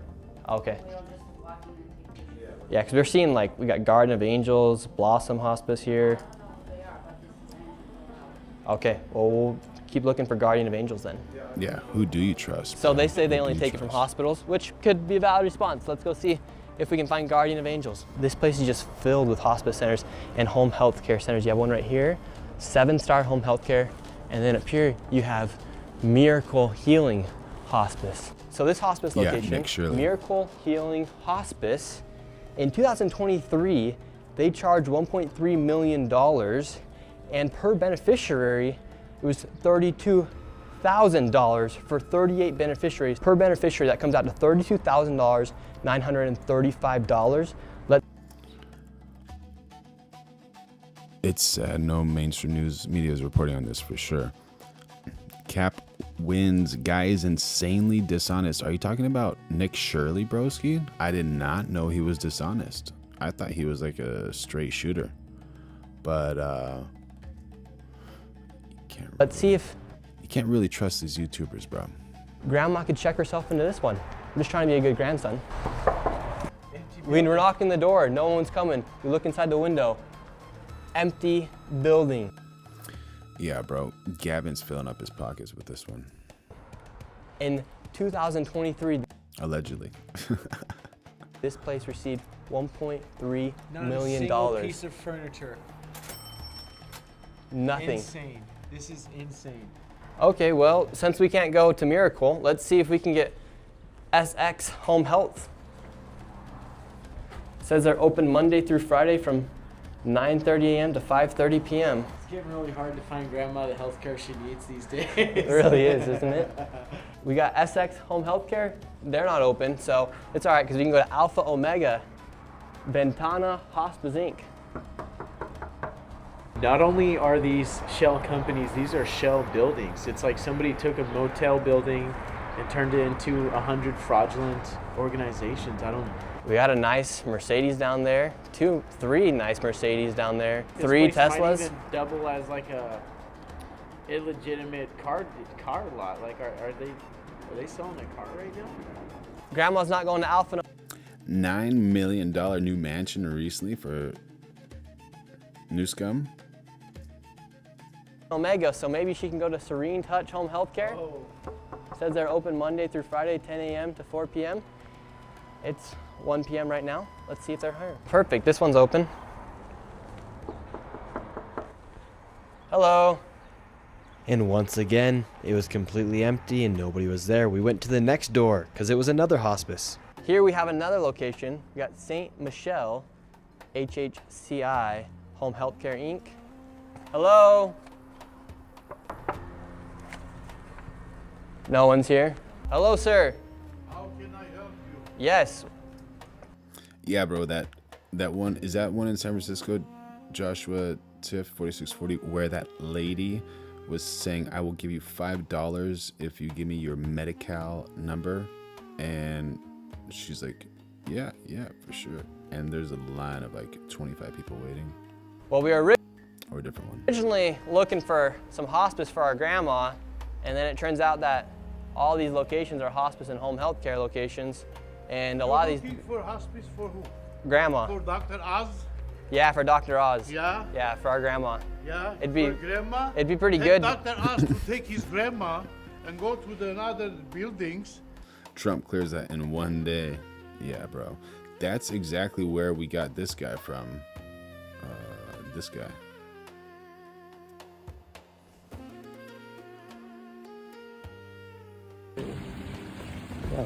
Hey, you're that Mr. Gombolian guy. Yeah, how you know me? Yeah, you're the reason Trump's coming to California.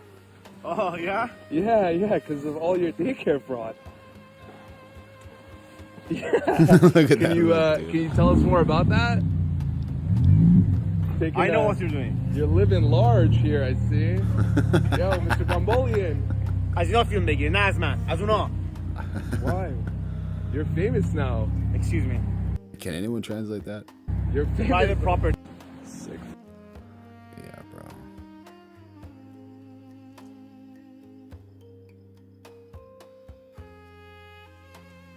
And find the hospice. You know, This is stupid. You can record me. Why can't I record you? You cannot. Oh.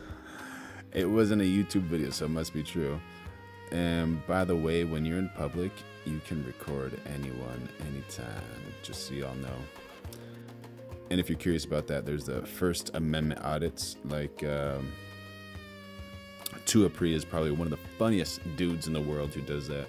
And there's Long Island Audit, who is also very, very into following the Constitution. Okay, well, we were looking for Guardian of Angels. Well, did you see any Guardian of Angels on the doors? Nope, but they received and billed $4.8 million. Well, it's their problem. But we do have yours, actually. Mine? Yeah, yours is a KMD, right? Yes. So we do have yours, and a lot of these. How many millions did I need? We don't have your official number because it wasn't posted on the CMS website or on their data set. And you're from where? My name's Nick Shirley. They actually made like all this information, the data public for everyone to see what was going on in our country because so much corruption's happening. Yes. But it doesn't look like we could find any of your information from the CMS data set, but we do have you here. So is that concerning that your information wasn't reported to the CMS? What information? To the CMS data set as far as the billing and how much money you guys receive from Medicare and Medicaid?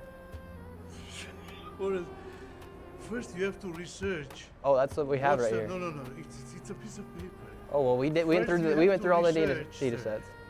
If you want to learn, I'll teach you how to get after the crooked people. Okay, help us. We'd love for you to help us. First, you have to research. Like you said the name, and you have a number, right? Yes. Then you come to my... Spartacus 3570, thank you for joining in on the chat. Please explain yourself. My office, it's a brand new office. Ruski 1191, thank you for joining in on the chat. And you don't come to a building like this, like from like an FBI guy. Oh, we're gonna get the crooks. Okay, well, can you tell us, for instance, Miracle over there? Yeah, I don't give a fuck about the Miracle. Well, you should because they're. Why not? You should because they're making you people like you who have a real business apparently getting a bad rap. You realize that, right? For instance, they received $1.3 Hakeem Jeffries. million. They're a shell company. There's nothing in there. It's completely empty, and they received $1.3 million. You should care. What do you mean? If you're in this industry, I'd be pissed if someone was stealing money, making me look bad if they were in my industry. They don't look me bad because I'm not bad. You have anything against my agency? Let's go. Well, we were asking. Put my hands and... We were just asking you questions, sir. Like, how come Miracle Healing Hospice right there, they received $32,000 per beneficiary, yet their building's completely empty? Call the FBI, Department of Justice. I'm just doing my job as a citizen to show people what's happening here in our country. Because we're all paying a lot of money in taxes, and it turns out a lot of it's just going towards fraud. Well, I'm very happy you're going to catch the fraud people. Honestly. Yeah, me too. But it doesn't look like bad. It doesn't make me bad because some people are doing bad stuff. Yeah, so what's the need for a 1,000% increase in hospice here inside of LA, in California? You're asking me? Yeah, because you're in the industry, so we figured might as well ask you. You obviously found it was a good business to start. You just started yours, right? I started my business in 1997. Okay, great. So how come you're seeing such an increase in hospice care here? Maybe I don't know. Everybody likes the business. What could I say? I do this from 1997. Good for you. And so, since you've been in the industry for so long, why do you think we're seeing a 1,000% increase in hospice care here inside of LA and in California? I cannot answer that question because looks like they're all running out of here. Everyone's heading out. We just got to answer some questions, and why can't? Who's running out? What? Look at all the people scattering out of here. They're all here just a minute ago. It's strange, you know. There's over 80 people connected to one of these dormant motel rooms with no furniture, and they're getting $30,000 per person. It's millions of dollars. We come and knock on the door. It's an abandoned shell company. I don't say it's right, and I don't care about those people. Could you just answer the question, what's the need for a 1,000% increase in hospice care here inside of LA, inside of California? You're in the industry, sir. You've known it. You know it better than me. You're asking me? No, I don't. You've been in it since 1997. Yeah, but I don't. So what's the need for an increase? Maybe there is a lot of old people already. I don't know what to say. A lot of old people are dying. You listen to Dr. Oz. Let me tell you like this. He's a good doctor. He's a fraud. He sells a lot of medication online. One of them, it's me. I bought. Well, his information comes straight from the federal government, so I trust his more than yours. Let me finish it. I bought his pills. It's so wild that there are so many hospices like around here. Yeah, there's like maybe 30 of them, right? I think he might have said 35 or something like that. But yeah, each one of these is like an office, but I don't believe this is like where they actually house the patients because it's way too small. It's like a one-room office. But allegedly, yeah, there's like a bunch of different businesses here attached to this address. I gained weight. Well, you still look like you're pretty heavy, sir. You look healthy to me. Because of Dr. Oz. Oh, you're fat because of Dr. Oz? Yes. Oh, really? Yeah. Sure. Sir, how are you doing? The... This guy doesn't think there's any fraud going on. First of all, not this guy. You have to respect me. What's your name? Doesn't matter. All right, well, this guy with no name. Well, you don't think there's any fraud? Name. What's your name? My name's Nick Shirley. My name is John Boyagin. Okay, great. There is a lot of fraud going on, but it's not me. I don't give a f who does what. Yeah, we never said you were committing the fraud, well, sir. See, I'm here. I'm here, right? So I'm standing next to you. Do you know where Guardian of Angels Hospice is? No idea. Dziękuję za dołączenie do czatu. Bartolini. Oh, Angels of Peace. Cool. Hello. Well, could we just ask you guys some questions? We might be able to get you some business. Are you the head honcho here or what? No, you're the head honcho. Get out of my, from here. Give me my phone. Wait, I thought you don't know who these people were, though. Bartolini is trolling me a little bit. Alrighty. Light Angel. Come here. Oh, oh, I'm running. Look at him. What? Come here. I'm right here. I'm right here, sir. I'm here. What's going on? Call 911. For what? Call 911. For what? Sir, we're just asking questions, and if you want to answer them, you can answer them. Call 911. We're just looking for Guardian of Angels Hospice. We're trying to check you're American citizens, Look, right? we're looking for Guardian. Just so you know, Bartolini, we love Poland, and we love many, many, many, many of the people of Poland. What a beautiful country. Great food, great drinks, gorgeous women. Amazing landscape. Of Angels. You're American citizens, right? Of course, are you? Do you see any Garden of Angels in here? Not yet. We're looking. Get out of here. That's what we're looking for, sir. There's like 100 doors. This is just one door. Okay, get out of here then. What's your problem with us asking people about simple questions about where our tax dollars are going? I don't. We're asking questions about where our taxes are going. You're not asking, you're harassing people. How are we harassing people? You can't be two guys standing in here as a guardians and you're harassing people. Yeah, because people... Czy jesteś Włochem w Polsce?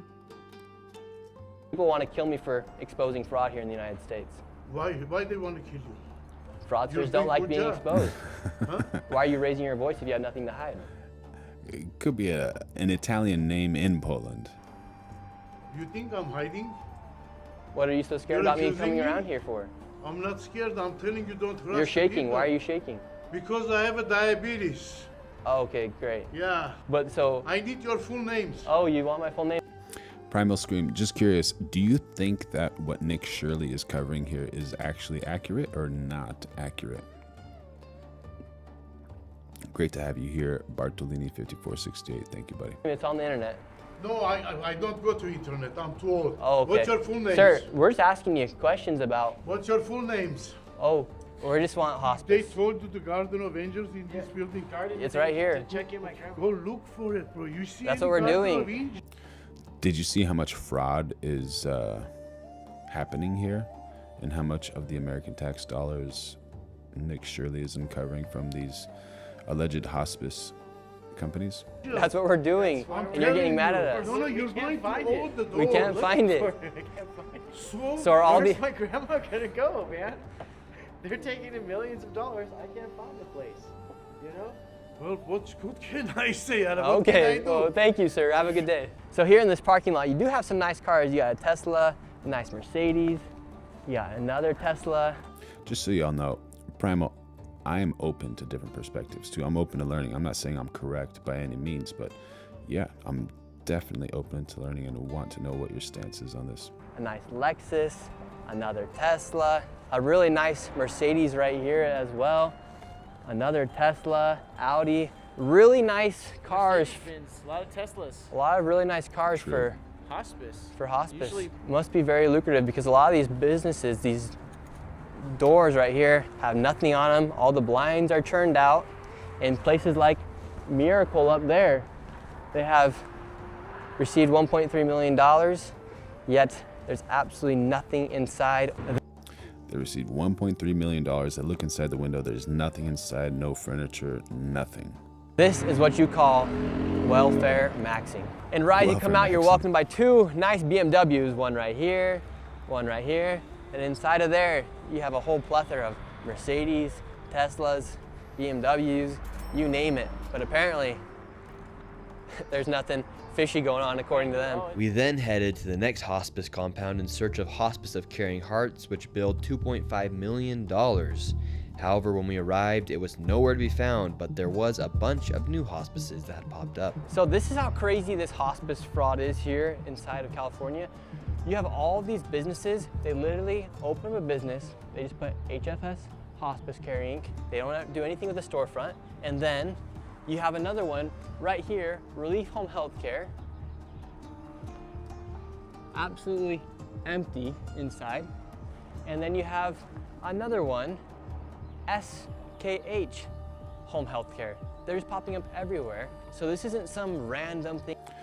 Cap, WNS, was it actually being investigated already? I didn't know that fraud in Minnesota was. I thought that Nick Shirley was actually the one who uncovered that.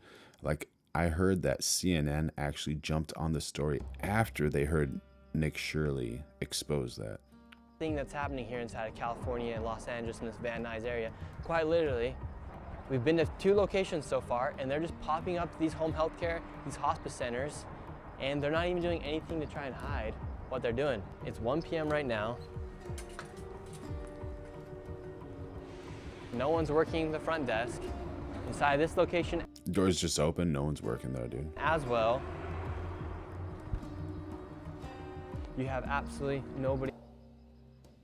No one there. Look at that. Doesn't look like a hospice area. Inside it. We're just wondering, we're coming through Van Nuys, how come there's so many of these home health care, these hospices that are popping up everywhere? This dude he's interviewing right now seems like he's acting so dumb, bro. I have no idea. What made you want to start yours? This isn't mine, I just work here. Okay, and how come you think there's such a sudden rise of all these hospices and home health cares? I have no idea, honestly. Pretty lucrative business, or? Take your time, bro. Say like that's not crazy. Because there's a lot of them. Yeah, I know. The same building, but now on the backside you have Canestro Care Hospice Inc., Studio Care Hospice Inc., El Primero Home Health Care right there, and if you're looking for a massage, $50.98 million hospice fraud counter. To take a break. Oh, you need a massage? Hospice and everything, you can come right up here and get some sort of massage. And this building right here is a perfect example of a dilapidated building that is now being used for a hospice, home health care, and adult daycare. And this is the crazy thing that appears to be happening here in Abby California. Phillips. You can just start your own hospice. You have Advent Hospice right here. If you want to start your own home health care, you can just put up a white piece of paper and stick a logo onto it and say that's your home health care company. If you want to start an adult daycare, you can just get a building like this and receive money from the government. That's the crazy thing, is inside this one building, you have an adult day health care, you have a hospice, and then you have a home health care center operating all in one location. And why are tax dollars going towards all of these buildings? And they're quite literally everywhere. Gmako 6, the fraudulent jerk, just making up BS. Seems like it, broski. Seems like it. One should be a bit suspicious about what's happening here. Inside of these parking lots too, you'll always find a super nice BMW, Mercedes, you name it, newest Audis. You always find the nicest cars outside of these healthcare and hospice centers. We headed to the next suspicious hospice location, and what do we find? A brand new Mercedes. Everywhere we go in this video, going around these hospice and home healthcare centers, there is a nice Mercedes or BMW. We have all day hospice care, health elect care, You have Edom Hospice, Lekar Home Health, and even back here, this is just one floor inside this building. You have Santa Rita Hospice. I don't know what the need is for all these hospice centers, but for instance, All Day Hospice back there, they billed $3.1 million, and per beneficiary, that was $6,000, 24 claims per patient with only 2 codes, which means 2 services and over 500 patients. And they started billing in April 2023 and accumulated $3.1 million. All right, let me just give you a little update on who Abby Phillips is and what she said. Let me see if you can see that.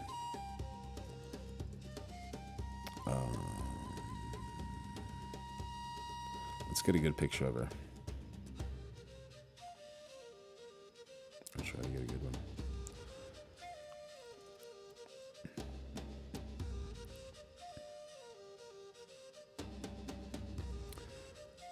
Abby Phillips' critique on CNN Newsnight. Phillips criticized Shirley's tactics, questioning the propriety of a stranger knocking on daycare doors and demanding access to children. He didn't really demand access to children, did he? He just wanted to know where the children were. She argued that the Somali community is under attack. That's her argument. Somalian community is under attack and threatened every single day, framing Shirley's methods as a political attacker rather than objective journalism. And that's what this woman believes from CNN. We're not biased here. In 19 months. So maybe if you want to get rich here inside the United States, come to LA, open up a hospice, because there's a 1,000% increase in hospices opening up here inside of California, and you can go ahead and become a millionaire. Could you just answer, for instance, we have some information right here that there is $6,000 per beneficiary and 24 claims per patient with only 2 codes. Can you give us any explanation? Okay, yeah, we just want to make sure, if you want anything to clarify, if you want to clarify anything. Okay. For this video, we really do want to give each and every single person the opportunity to answer just quite literally the facts. All this information is coming straight from the public. Yeah, absolutely. That jet fighter, I don't know about it, but if that actually happened with the F-35, that's a real waste of money. And that's one problem with the States is like the money waste is unreal and the taxes keep on going higher and higher. JG 2730, this is not live. What is it, brother? What is it? Public databases, and if they refuse to answer simple questions about businesses they're operating, I think that says a lot about what's going on behind the scenes. Now we are here outside of Healthy Life Adult Daycare. This place. Joshua tipped, is it worth it to check it out or not really? Her and Scott Jennings. Over the past few years has billed $19.8 million alone. Now let's go see if I can enroll my grandma, because she needs some daycare. And this right here is the entrance of a building that's received over $19 million. So this is the location that's received over $19 million. Kind of crazy, right? They say that right here, right now we're here at 1:30. No adults are here. I wouldn't doubt that adults do come, but $19 million. It's kind of like North Korea. It's like everything's set up, but there's no people. It's like for a show almost. No, nobody's here. Nobody's here. Nobody's here. I think this is what he's talking about. No sound. Iran hits U.S. F-35 in combat mission.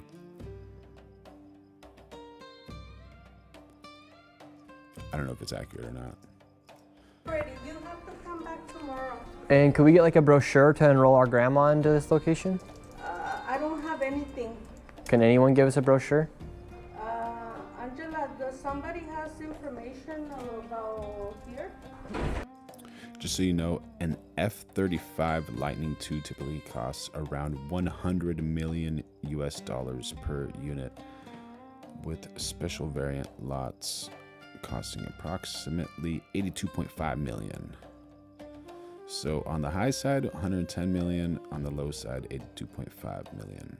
Don't think it's enough to say it's fraudulent, because you do see that it is operating. There were people working. Yeah, it looked like a silhouette. I don't know if that's real. Inside there, but the fact that there's just businesses like these popping around everywhere, and this is what they look like outside of a location that receives $19 million over the past few years, yet the building looks completely almost dismantled out here.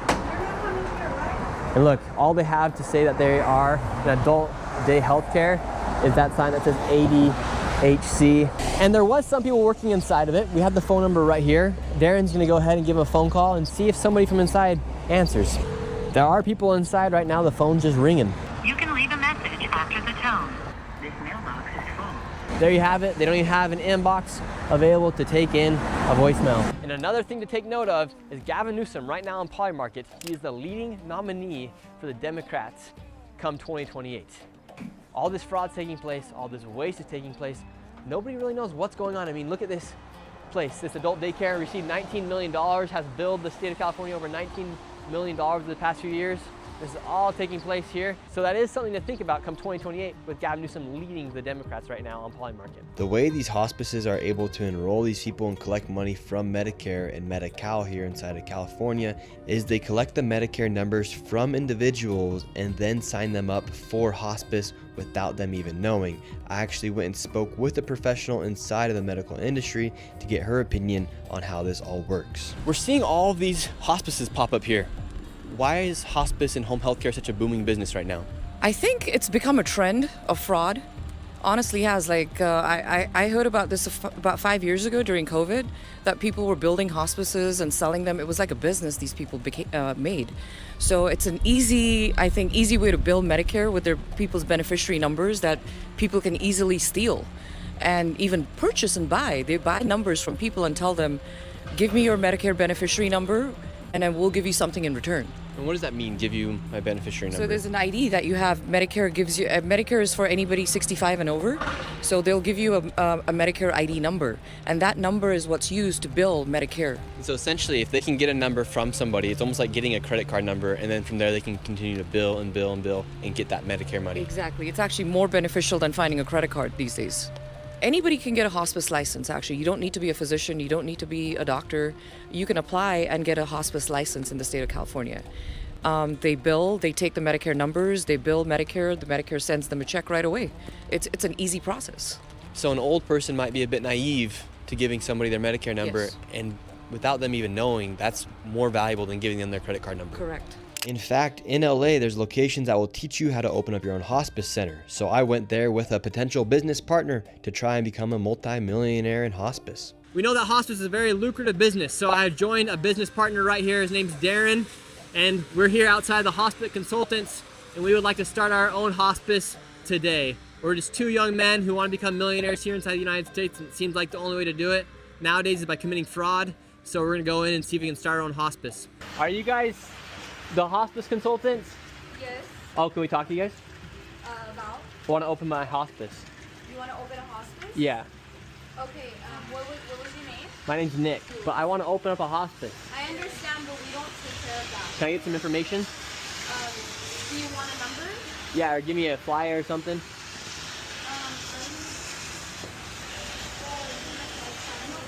And this is the hospice consultant.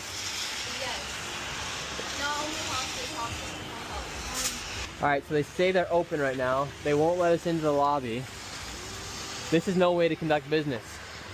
We are two entrepreneurs trying to open up our own hospice. Soaked to the bone right now. We were denied service by the potential fraudsters, and as we were leaving, one of the fraudsters started to leave from the back in a $200,000 Maybach. And we have a Mercedes-Benz driving out. Where can we open a hospice at? We'd like to open up a hospice. Get the Maybach just like you. So is this how I can get a Maybach by opening up my own hospice? Now, after seeing all the wealth that is being created from these hospice centers, I headed back to the original location where we found over 15 hospices in one plaza. I wanted to make sure it wasn't a fluke that Armenian mafia members were running the show and that there weren't just randomly $100,000 cars the day I went by. And this time, it was even worse. Sir, how are you? Good. So what do you think about all this hospice fraud? Sir, you're in the Cybertruck, driving away, taking money from old people. Yet he's just driving away in his Cybertruck, won't even answer any questions. Let's see, we have another rich person as well that's getting rich off this hospice. This guy's leaving as well. So the two people that walked out of Holy Angels, they're in a brand new Cybertruck and a new BMW. How lucrative of a business is hospice? I'm seeing a Cybertruck, you're in a nice BMW. It's good? Yeah, because it looks like, for instance, Guardian of Angels, that used to be here, $4.8 million they billed the state of California. And how many clients do you guys have? I'm just curious. Yeah. You must be getting paid pretty well, right? Do your parents run the hospice? They don't work. No. Is that who's that guy in the Cybertruck? He's your uncle. So it's like a family business to own the hospices. But why was he walking out of the hospice then too? Like these hospices, there's nothing inside of them. If it's not you guys, how come you're in the newest BMW and the newest Cybertruck? I can only imagine what the guy who's in charge is. Just all the other hospices? Do you like taking care of old people? Like, are you the one going out visiting the hospice patients, sir? Uh-oh, he's gonna have to do another point turn. Yeah, you guys are in my fucking way. Well, you could just go that way. What's the key to opening up a hospice if I wanted to open up one? Because you're in the family business of hospices. If I want to open my own? What do you do for work here? Huh? What do you do for work here? Why?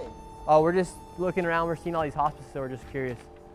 Well, I don't know, man. Word got out that I was inside of the plaza and all the fraudsters started hopping in their cars, leaving the scene. Excuse me. Let's see if they can just answer our questions really quick. Hello, can we ask you a quick question? Driving out in a brand new M8. They can't get out that easy. How can I get an M8 as well? Should I open up a hospice? Driving out in a brand new M8 BMW M8 competition. Listen to this thing. This is the sound of hospice money.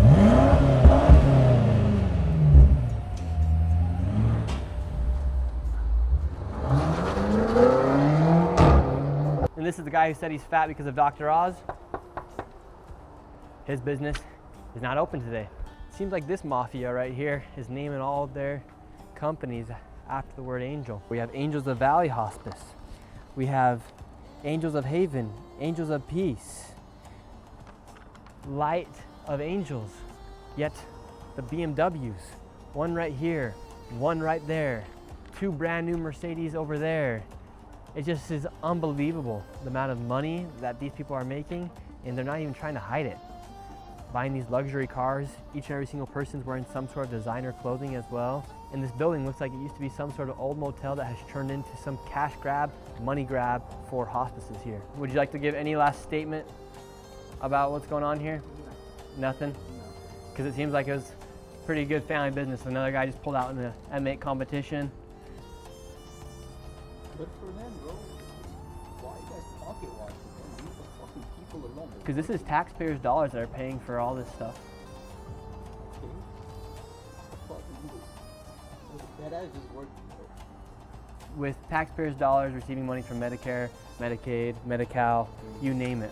And it just seems like a lot of people are getting rich off of Yeah, bro, me too. Let me get the some death of that. of old people. What do you do for work here? Bro. It's sad to think about it. Here in the United States, we're literally being defrauded by people who are taking advantage of old people, young people in daycares, disabled people with autism clinics, and no one's doing anything to stop it. So I think it's time we stand up to these fraudsters and tell them, let them know, you are stealing from everyday American citizens.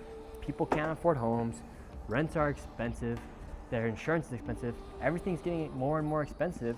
And if we don't crack down on this fraud, national debt's going to continue going up. This is just one of the factors Chat, did we ever get a response from Primal? A good response? that affects the national debt, and we're going to lose the value of our own dollar. So people, if they want to really fight to keep America great, a great way to do it is by fighting fraud, because this is just unbelievable. You have people who drive around in BMWs, M8 competitions, Mercedes. Seriously. Meanwhile, everyday American citizens are struggling to be able to afford their own bills. Yeah, bro, this is like the type of motel or hotel that you like would only stay at if you're at a business conference and you don't want to sleep in your car. Like, that's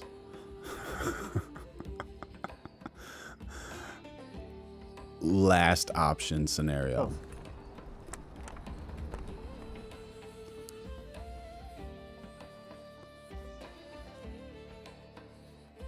172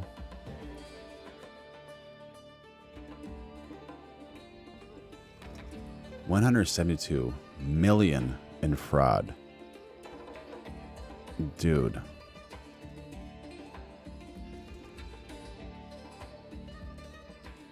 My question is, like, here, when these chicks were, when he was talking to these chicks, she was a cool girl, but these girls, like, anyone recognize them from any of those accounts, those OF accounts?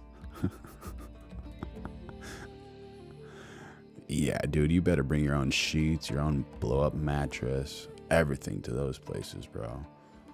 Oh my gosh, dude. These girls are kind of funny. Honestly, I was just like...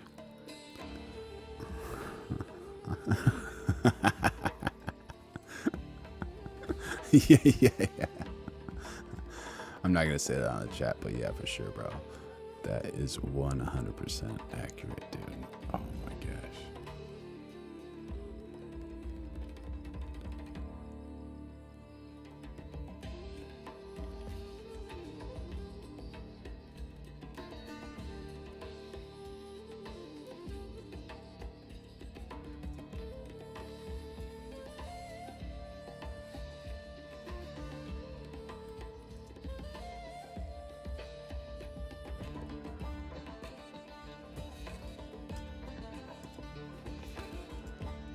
This is kind of like what these girls remind me of. It is covered. Sorry for this view for a sec, but let me... Strip clubs. It's silly to say like, oh, we're gonna have morals now. He calls this a sin tax. Yeah. Do you view what? So in Florida, they're fighting these types of things. You're going to have a sin tax in Florida if this man wins. You're doing a sinful. At the end of the day, who are you to judge sin? Florida's OnlyFans women are speaking out. A Florida politician trying to start beef with me for clout. James Fishback, a Republican primary candidate for governor here, wants to bring in what he calls a 50% sin tax on whatever you so-called earn via that online degeneracy platform. Do you think for the voters of Florida that OnlyFans is really a major issue? We don't want our women in Florida to feel as if the only way they can make a living is by selling nude images or videos on the internet to complete strangers. My view is really simple. If OnlyFans did not exist in Florida, we would be better off for it. When your money runs out, so do they. Yeah, bro. Not a good sign, not a good sign. Honestly disagree. I think that it's great. It just has created so many opportunities for me, and I'm so thankful to even be here. Sophie Rain, a Florida native, is one of the world's biggest OnlyFans stars. And how much money have you made now?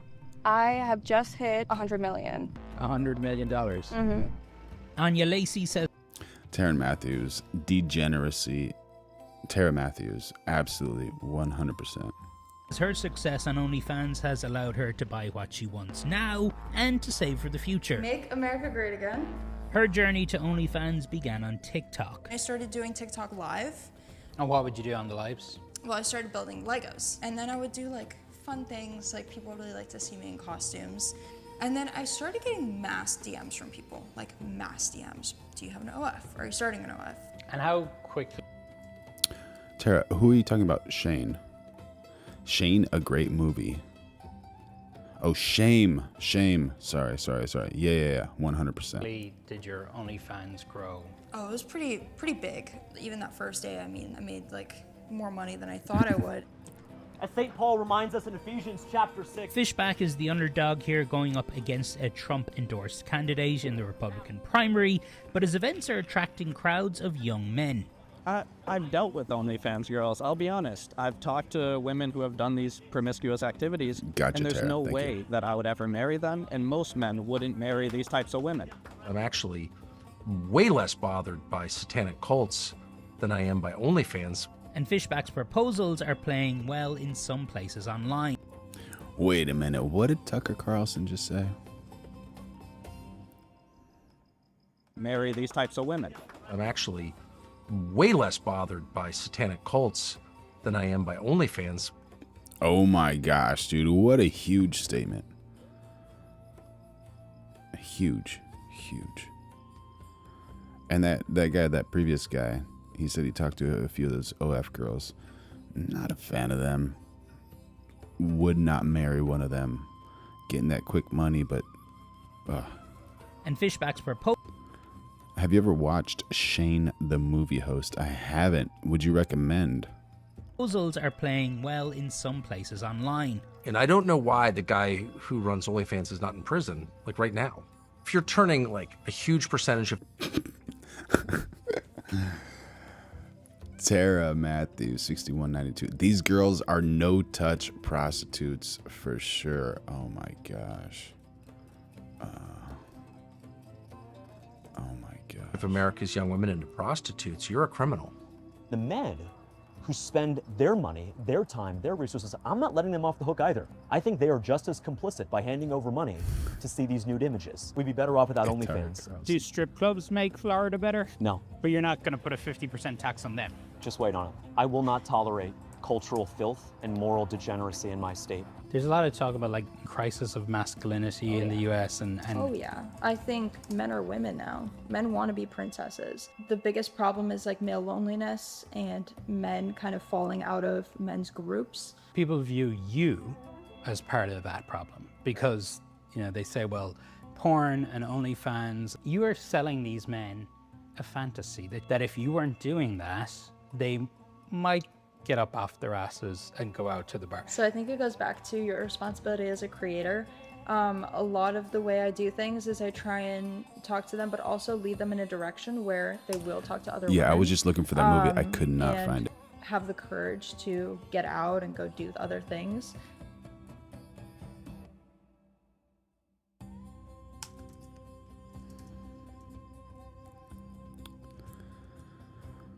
Oh man, what some of these women do, just so sad, honestly.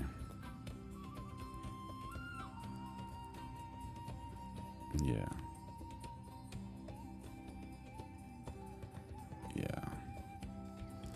It's not easy for the men, honestly, especially from like 18 to 28. And then there's a transition. Like it gets way easier for men after 28, and then it gets way hard for women after 28. It's just so wild how the world works. So wild.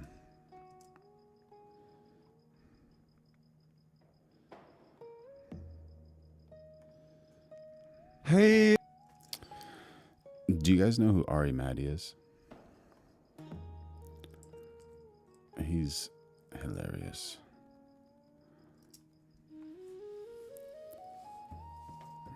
Yeah, that's the biggest problem. The men think often with the wrong head.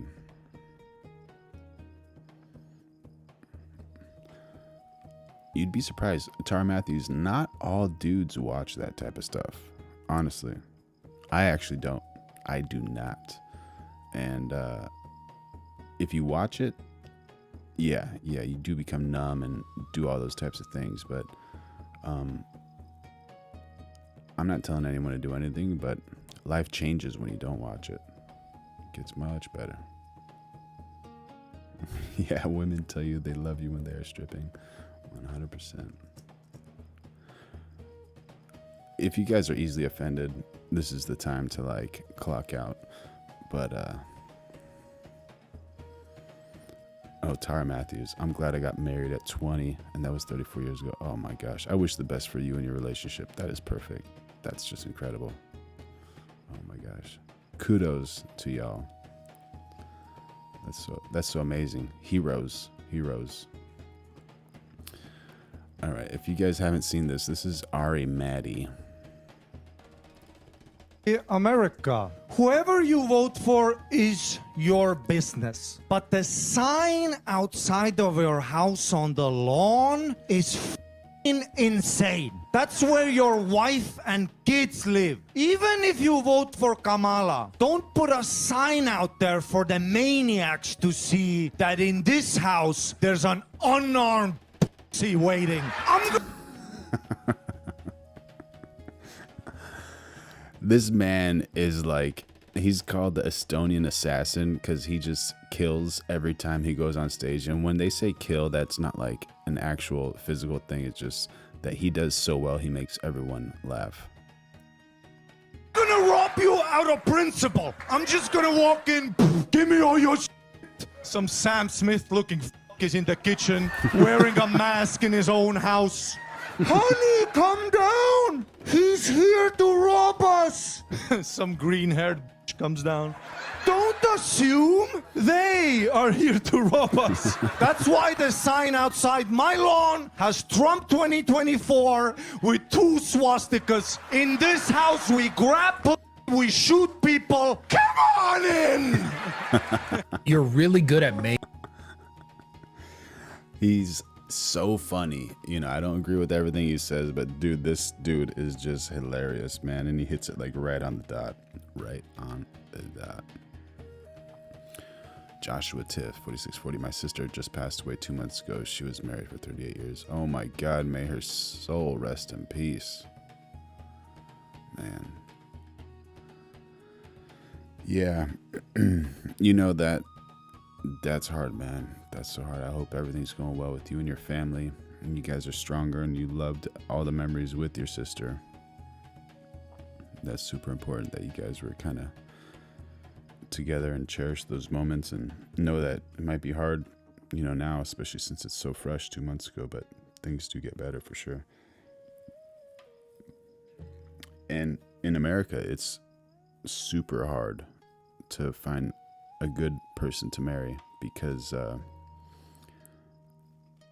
the way the laws are arranged, men gain nothing and women gain so much more, and it's unfair, and it's skewed so much that it's inspired men not to get married.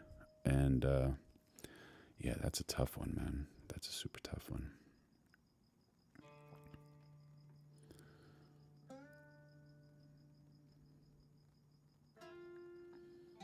Oh, you guys were all adopted. Yeah. Adopted or not, man, that's really tough because you still spent life with them, even though you're not blood, but yeah, that's a tough one. That one's not easy.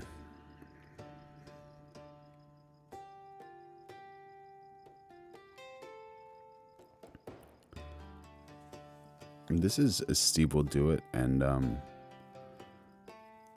this is what I suggest people not do with finances, because it can put you in the wrong state of mind, but I think this is probably for entertainment. Oh my God, she was a blood sister. That makes it even worse. Yeah, that's tough. Well, I think having kids is always like a beautiful thing, and if possible, you know, having healthy, nice kids is super important. Super, super important.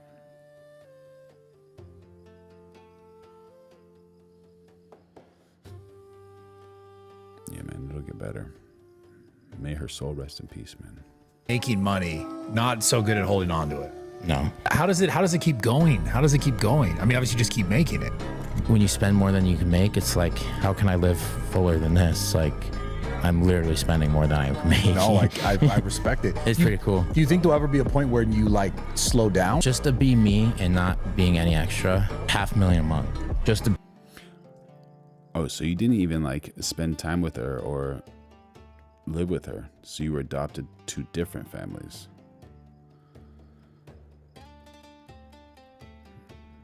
Still pretty tough, man. Be me, just nothing. But you could change that.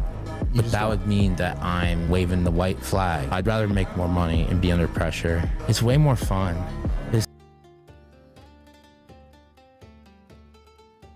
Manny144, yeah. That's a good dream to have, you know, married with kids, especially with the right woman. Don't want to marry the wrong woman or the wrong man. If you're a woman, you know, that's a tough one. But it's possible. You don't want to lose hope.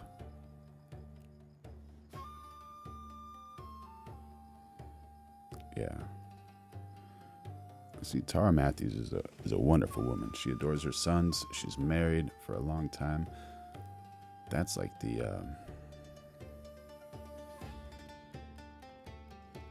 that's the goal that people try to achieve.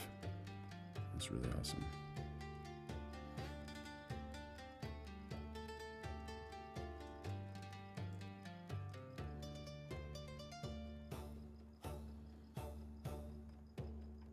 On my neck is a shock collar.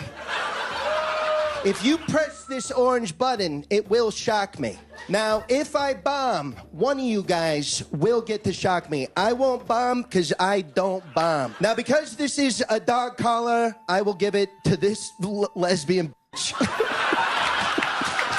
Jesus Christ. Did you guys see during the Olympics how that girl, Lindsey Vonn, broke a leg, you know? Sad. You know where that wouldn't have happened? The kitchen. Boom. You. What the are you doing? I did bomb. I'm gonna be honest. I love the Women's Olympics. I do. I think every women's sport should only be televised once every 4 years. Sucker. Boom. What the you fucking bitch? Everybody, give it up for the women's hockey team. They won gold. Yeah, finally a positive video featuring white woman and ice. Take that, you lesbian. Boom.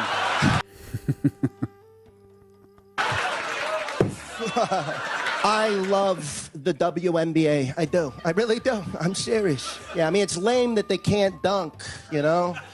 It's just a bunch of 2s and 3s. Joshua Tift, I have mixed feelings about that statement. Yes and no.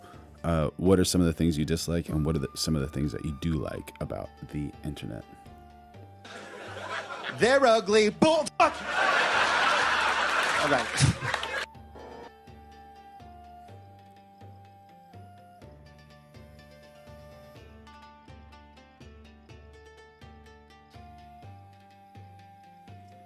I think that's a valid argument, but in which senses were we smarter? Do you think like social smartness, or was it academia smartness, or obviously like GPS, we had to know where to drive and all those types of things, but yeah.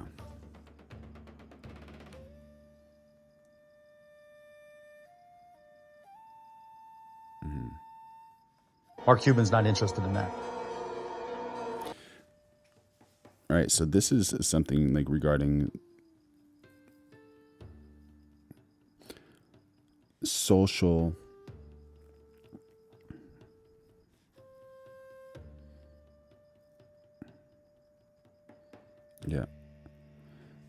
kind of social etiquette and attitude, and what attitude can get you or what attitude can make you lose. And tell me why, Mark. Because it's not enough skin in the game. Because you want the value of the sharks and what we bring to the table. Just like you've created a valuation, we have our own valuations of our time and our effort as well. So what we suggested was $600,000 for 30%. Does it get us a deal in the stadium next year in the Dallas Mavericks? It gets you first crack. I can't make a promise just because we have a service organization that I have to go through. Don't do this again, James. I want to be partners with you guys, but if I trade my company 30% for $600,000 and basically give my company at that kind of discount, and I don't have any kind of guarantee that I can even get into, the single stadium that you control, then I'm in a position where I'm trying to understand what kind of value that you might be adding. I don't think you're thinking clearly on that. Well, hang on, whoa, Kevin. I think he's saying yes. I'm out. You know what? I'm out. So this man just lost a deal because of his attitude. He could have had it. He could have had it, but his attitude just made him turn away. And that happens. So I'm not usually a fan of like rap music or hip hop or any of those types of things, but this is something that is very inspiring. So this man is known for a lot of cuss words, and the man that gets on stage is known for like hip hop freestyling, but he has mostly like a very good message, I would say, like a good feeling message. So I'd like to kind of introduce you guys to this man called Harry Mack. Mark Revier, goddamn! Every time I rhyme, I be deep in my zone. My lyrics going overhead, something like that drone. I compose these poems, y'all know I'ma kill shit. Every time I rhyme, I take the planet on a field trip. Yeah, and when he raps, they always see him. Mark turned Venice Beach to a fucking Coliseum. Hey, yo, we really got it packed out. H-Mac when I'm spitting on this blackout. Y'all know we out here spreading joy. Los Angeles, go ahead and make some noise. Where y'all at? Checking in, beats we be steady wrecking in. Yeah, this something they y'all go sweat soon. On that throwback vibe like the Neptunes. Yeah, we connect like the clips. Every time we in the session, we be dropping hits. Yeah, and y'all know I blow they mind with the damn flow. Wait, is that Mark Revier or Fantano? Hey yo, t-shirts be blowing my mind. When I be spitting off the tip of this, I'm flowing divine. Matter of fact, those down here, y'all don't gotta stand up. And everybody front to back, throw a fucking hand up. Yeah, we about to get up to the sky. When he's spitting, people recognize he's fly. Yeah, when it come to beats, Marcus been gone. We don't ever plan it out, 100% improv. We're making it up, we're spitting up, blowing it up. It's Harry Mack, y'all know what I'm doing. I'll be feeling it crowd, right to the brim with this. We winning this, when I come right off and tip of this. And the way that I do my rhymes, out of Venice, people call it ridiculous. We bout this, we know it all around the globe. Damn, I didn't know, I should have come here in a row. He did say the N-word Neptune. That's true, that's true. The great thing about him is he just brings like such good vibes and makes everyone just have so much fun. And the way that he puts these words together, he's an incredible wordsmith and entertainer. Yeah, you never know. Maybe they will. Yeah, y'all know I got a master brand. When it comes to lyrics, I'm a passionate man. Now here's what we about to do. We about to make it pop. We about to make it found out here for real hip hop. I be blowing their minds, flowing divine. Yeah, unfortunately, he did say the GD word.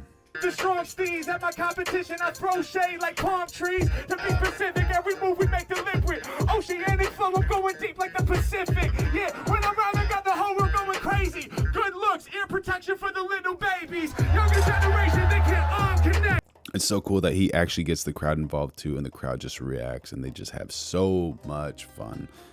Brilliant moments. These bars that I spin in it all direct. I break it down for y'all with rapping, I'm pressing the thread. I got the gritty old school vibe, reminiscing of them cassettes. We take it back in time, I'm on your phone now. I never imitate, constructed with my own style.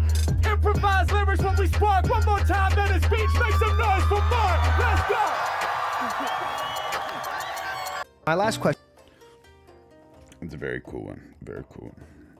Nice to kind of change up the flow a little bit, you know. For you, and it's such a curious one that a lot of people want to know. Why is it that when people ask you if you're a Christian, you don't really answer it like straightforward, like, yeah, I follow Jesus Christ, I'm a Christian? What an incredible question. And to ask Jordan Peterson, yeah, Joshua Tift, he is pretty flat for a white guy. Because the question is almost always manipulative. That it's not really a question. It's a veiled demand that I declare my allegiance in the manner they see fit at that moment. When people say too that they're a Christian, I actually generally don't really know what they mean. Not everyone who says Lord, Lord will enter the kingdom of heaven, right? So be careful what you claim. It's a high bar. But you're such a good reflection of Christians. Does the Bible verse scare you when they say that they'll deny me in public, I'll deny you in front of my Father? Because you're denying them because they're trying to set you in a trap. But would you not have confidence? I'm denying the questioner ownership over my tongue. So what do you classify yourself as? Like if Jesus came down right now, would you be his son? Or would you be somebody who... I wonder if he got better. I don't know if Jordan Peterson got better. I hope he did get better.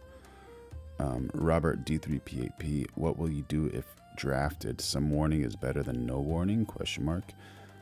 That's a good question. Very good question. What would you do? And that's so wild. And with AI and computers, how good would these people be at actually combat? But combat has changed 100% from what it was back in the day. Maybe 50, 60 years ago. Yeah, Jordan Peterson was in the hospital.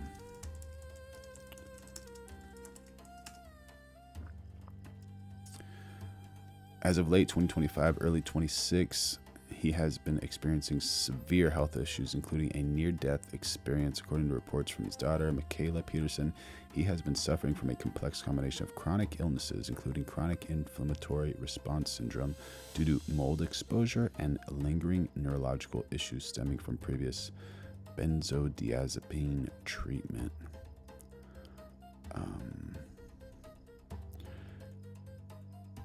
Yeah, hopefully he's doing much better. Like, the things are, 5 months ago, not really too much happening with that, but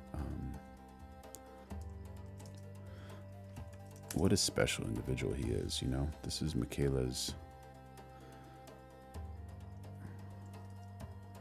Instagram, so...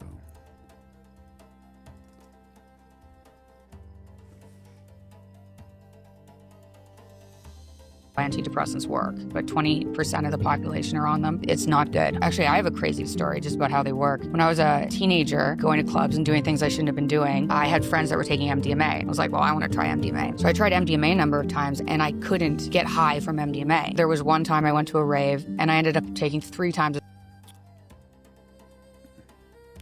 Great for your husband, Tara Matthews. Hopefully the Lord is behind him and helps him through all those things, and he can spread the good word As much as everybody else, and nothing happened. And I was like, that's weird. So I went to university, and I was taking a neuroscience course, and I asked the teacher, it's like, hey, I'm on antidepressants. If I take MDMA, why is it that it doesn't impact me? So whatever it's doing for me at a high dose was stopping MDMA's effect. I don't know how anyone can explain that other than maybe it was giving me a tolerance or something, but that's not something an antidepressant is supposed to do. We don't know what they're doing. There haven't been any long-term studies, and clearly there's a large number of people who are on them for a long time or at a high dose that experience wicked withdrawal. I was hallucinating periodically, and it took me a while to realize that that was actually the antidepressant withdrawal. Nobody really knows how antidepressants work, but 20% of the population are on.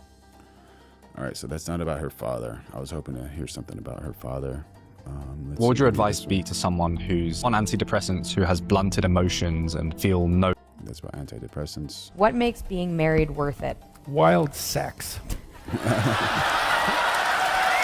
So this is 2 weeks ago. Sorry, it's kind of a flip answer, but I couldn't resist. What makes it worthwhile? So I noticed in my clinical practice that couples who stayed together had to spend about 90 minutes a week in intimate contact with one another. Yeah, I think she does do that carnivore diet. And I think Jordan Peterson does it too. Thank you, Tara Matthews. You're very kind as well. Yeah, if you can stay away from medicine, try to do that. I think food and exercise and good people around you and praying are the best medicines you can have and do. And also just talking for 90 minutes about their lives, about the domestic economy, about the kids, about the practicalities of life. And at the same time, they wove a rope that was their joint story. And that's something to have in your life, you know, to have someone who you're moving forward with, that you can communicate with honestly, who you can rely on in times of trouble, and to call you out on your stupidity. Thank God for that. What makes being married worth it? Wild sex. Yeah, there's no update with Jordan Peterson now.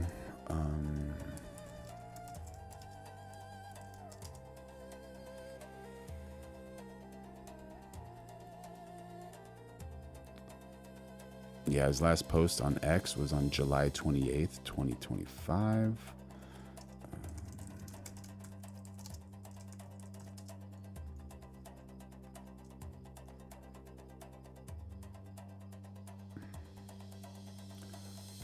Last post 67 weeks ago on Instagram.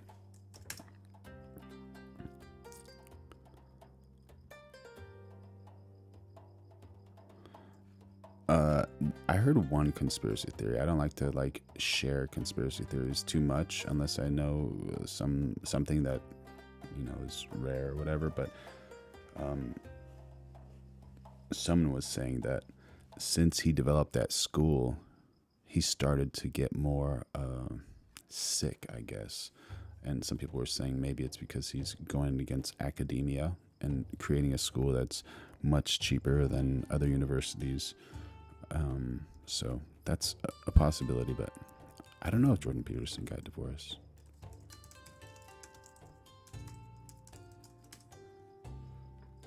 No, Jordan Peterson has not gotten divorced. He has been married to Tammy Peterson since 1989. While frequently discusses the reason for divorce and the importance of marriage in his lectures, there are no credible reports or announcements indicating that he and his wife have separated or divorced. You're studying Jesus. Like, where does your heart lie right now? Who is your God? What do you think? My perspective is that you are a God-fearing man. You're learning and you're taking what God gave you and you're teaching others. From your fruits, if I tasted them, I said, this is a righteous man that's after God's heart, like David. But then your mouth will say, who says that I'm a Christian? So it does confuse me as somebody who does watch you. That's a good answer. I don't know how to add to that, to what you already said. I'm trying to find my way. So hey, strong. America, whoever you vote for is your business.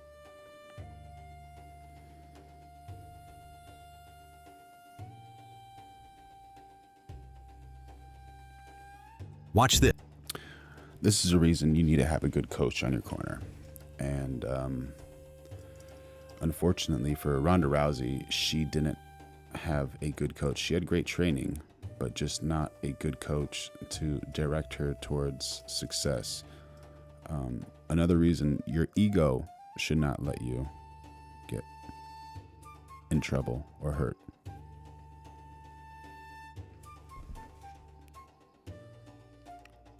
R. Snitty Peterson is a wolf in sheep's clothing. Please explain. Thank you for joining in on the chat. Would love to understand what you mean by that.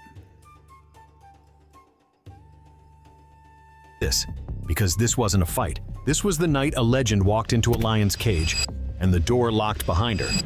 She was the face of women's MMA, a wrecking machine with Olympic judo in her veins. Ronda Rousey didn't just win, she dismantled, snatching arms like trophies in merciless submissions. Opponents were broken before the first punch landed. Feared by men, worshipped by fans, dreaded by every woman who signed the contract. But after her shocking loss to Holly Holm, Ronda vanished.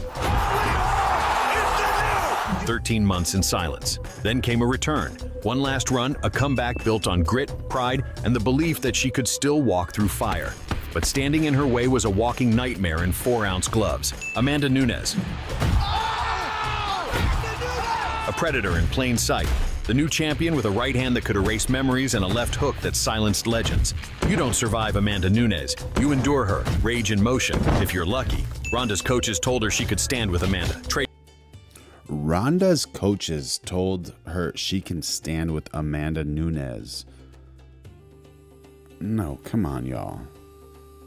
Triple R Glendale Fighting Club. I wonder if that's still in operation.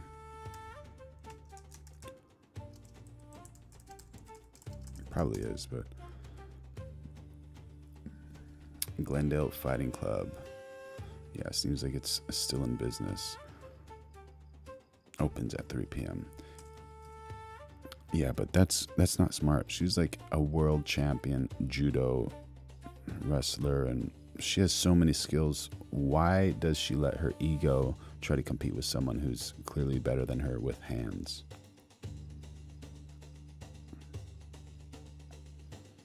Yeah, Nunes is definitely a mean woman. Great fire with a lioness, but pride blurred reason, and that lie cost her everything. This was everything Ronda had left: her comeback, her legacy, her name. A chance to prove she wasn't a one-era champion, but a warrior who could rise. But on the flip side, it's great that she tried, you know, like, you can think about it. There's no such thing as losing. There's only learning and winning, you know? So one might say, oh, you lost, or maybe you just learned, and then you can win. From the darkest loss of her life. For Amanda Nunes, this was her moment to erase all doubts. When the bell rang, it wasn't a fight. It was a slaughter. Nunes charged like a storm. Jabs, hooks, overhands. Every strike landed with purpose, with venom. Ronda didn't have time to adjust. She didn't even have time to blink. In just 48 seconds, the myth was shattered. The crowd stunned. The woman fighting to reclaim her throne was left dazed, eyes lost, arms limp. Amanda Nunes didn't just win that night. She burned an empire to the ground. Ronda didn't fall alone. Her corner sent her to war with no shield, no sword, and not a prayer. That's like taking a Lamborghini off-roading. Like, no, Lamborghinis are meant to stay on the road. Don't try to go off-roading with a Lamborghini.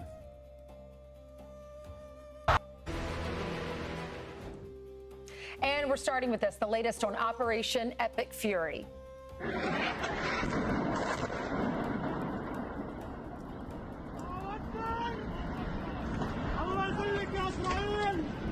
This is what happened when you don't want to negotiate. Israel unleashing fresh strikes on Iranian terror proxies in Lebanon as Iran retaliates, targeting central Israel with dangerous cluster missiles. Yep, let's go to Chief Foreign Correspondent Trey Yingst live in Tel Aviv as Israel reveals it has taken out another top Iranian official. Trey. Yeah, hey guys, good morning. A senior Israeli official telling Fox News that Ismail Khatib, Iran's intelligence minister, was killed in a precision strike overnight. Khatib was responsible for managing Iran's global cells, these sleeper cells in countries around the world that even threatened U.S. politicians and President Trump. This official says this man had blood on his hands, American blood. They go on to say that Khatib was actually the only person to survive the opening round of strikes in Operation Epic Fury that killed Iran's supreme leader. Those 40 officials killed in around 40 seconds. All of this taking place as we're tracking new incoming fire from Iran. Overnight, missiles soared through the skies of central Israel. Some of them intercepted, others had cluster munitions on top. And you can see in this aftermath video here, just outside of Tel Aviv, flames spewing from a parking area beneath a building around the central part of the country. 2 people were killed in the area of Ramat Gan. We just Flying Frog of Death, thank you for joining in on the chat. Yeah, man. Yeah. This is the way it is. What are your thoughts? You like it, dislike it? What can they do better? Turned from that site where we were interviewing a military spokesperson, a significant amount of damage to apartments there. All of this was taking place as the Israelis launched a fresh round of strikes against the Lebanese capital of Beirut, going after Iran's largest proxy there in the Dakhya neighborhood. These strikes took place following new Hezbollah rocket fire into central and southern Israel. You can see here the strikes in Lebanon that took place overnight and the aftermath video there in Beirut. An entire apartment building was taken out in one of those strikes. Now, the Israelis are not just striking Lebanon, they are also striking Iran with a new wave of strikes today. And we know that yesterday the besieged forces, this wing of the IRGC, were targeted there at their checkpoints around the Iranian capital of Tehran. President Trump was asked yesterday about the threat from Iran. Here's what he had to say. So they've been a threat for a long time. Joshua Tift, 4640. Absolutely, you are correct. Tara Matthews, congratulations. W for that. Well done. But they've really been a threat. If I didn't terminate Obama's horrible deal that he made, the Iran nuclear deal, you would have had a nuclear war 4 years ago. You would have had a nuclear holocaust, and you would have had it again if we didn't bomb the site. I hear you, Flying Frog of Death. That is a little interesting. You know, they try to get their point across, I guess, in more ways than one.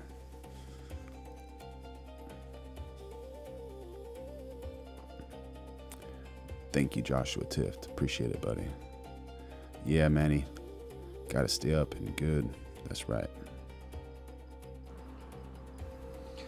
The most important thing to look at here Candy sugar news. Well said, flying fragada.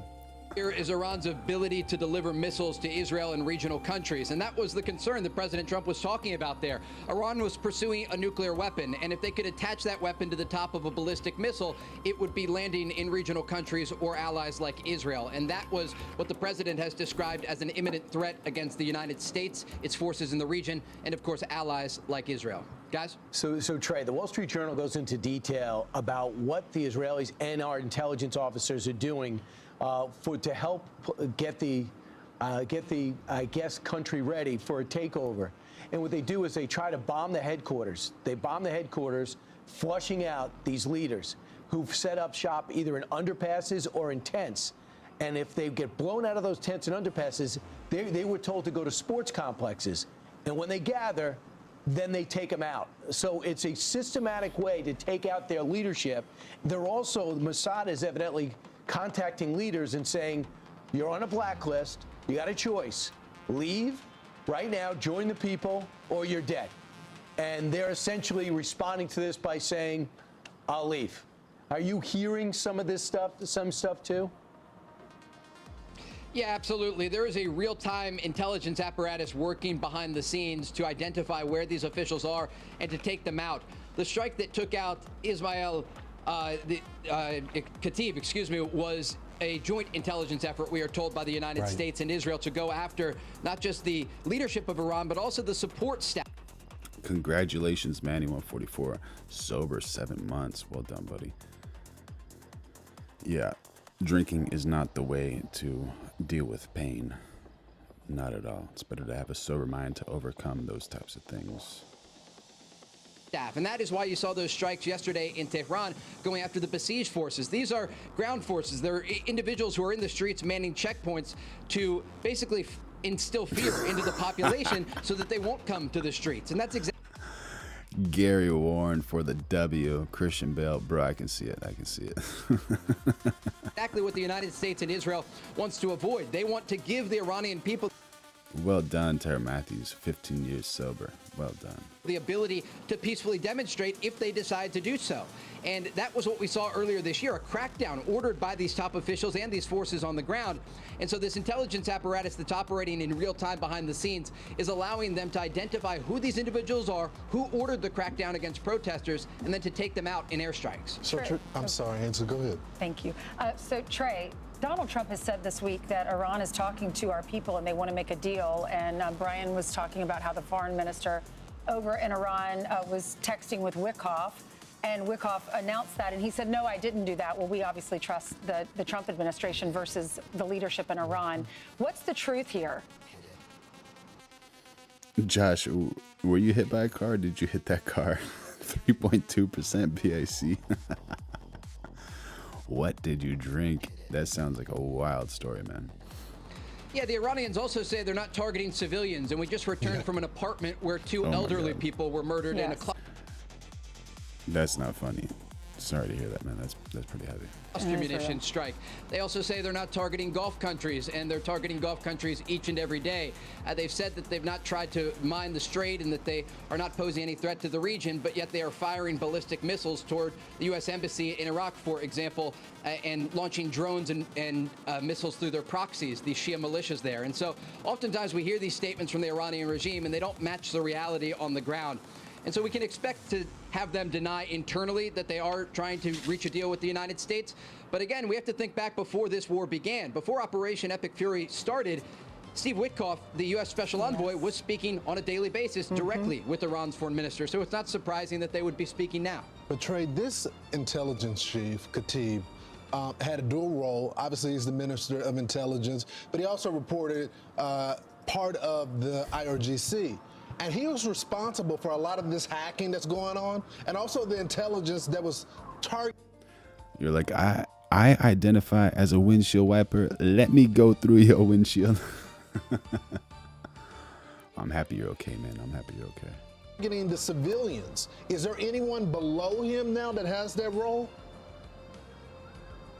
The Iranians have prepared for this possibility that their entire leadership structure would be targeted in airstrikes. And so they have people that can step into these positions. But when we think about the bloody resumes of these individuals, it's substantial because the sleeper cells and the individuals who are operating around the world on behalf of Iran to commit acts of terrorism, they're ordered by people like Ismail Khatib. That's right. This official told me, and I want to just read you the quote that I obtained earlier from a senior Israeli official. This official said, this man had American blood on his hands. His network specifically targeted current and former U.S. officials, including President Donald Trump. And so, again, this gives you a sense of just how dangerous these individuals are. They do have the ability to pass off the baton to other officials in Tehran to continue these activities, and they will likely do so. But the Israeli officials have described it to Fox News as a hunting effort. They say they will hunt down these officials, and every time that they replace someone who's taken out in a strike with American and Israeli intelligence, that combination, they will go after them each and every day. Yeah, if you can get that internet on, that'll lay the groundwork for the people of Iran to rise up when they have a reasonable chance at success. And eventually, the people that are next in line, they're going to say, I don't want that job. I'm going to get killed. Hopefully. All right. Thank you so much, Trey. Now let's head over to Steve Harrigan. He remains at the Armenia-Iran border with more on how the president's relationship with NATO is shaping the operation. Steve. Brian, the president's comments come as the U.S. hits Iranian positions hard around the Strait of Hormuz. The Air Please Force don't using run those has entered the chat. 5,000-pound bunker buster bombs. They're GPS guided, and their targets are often anti-ship missiles right around that key Strait of Hormuz. Some of those missiles buried deep into the ground or in hardened sites, and that was being blown up over the past 24 hours. And as you mentioned, the president sharply criticizing NATO allies for their lack of assistance in trying to keep the strait open. Here's President Trump. Well, we don't need too much help, and we don't need any help, actually. We've wiped out their Navy, wiped out their military in every aspect.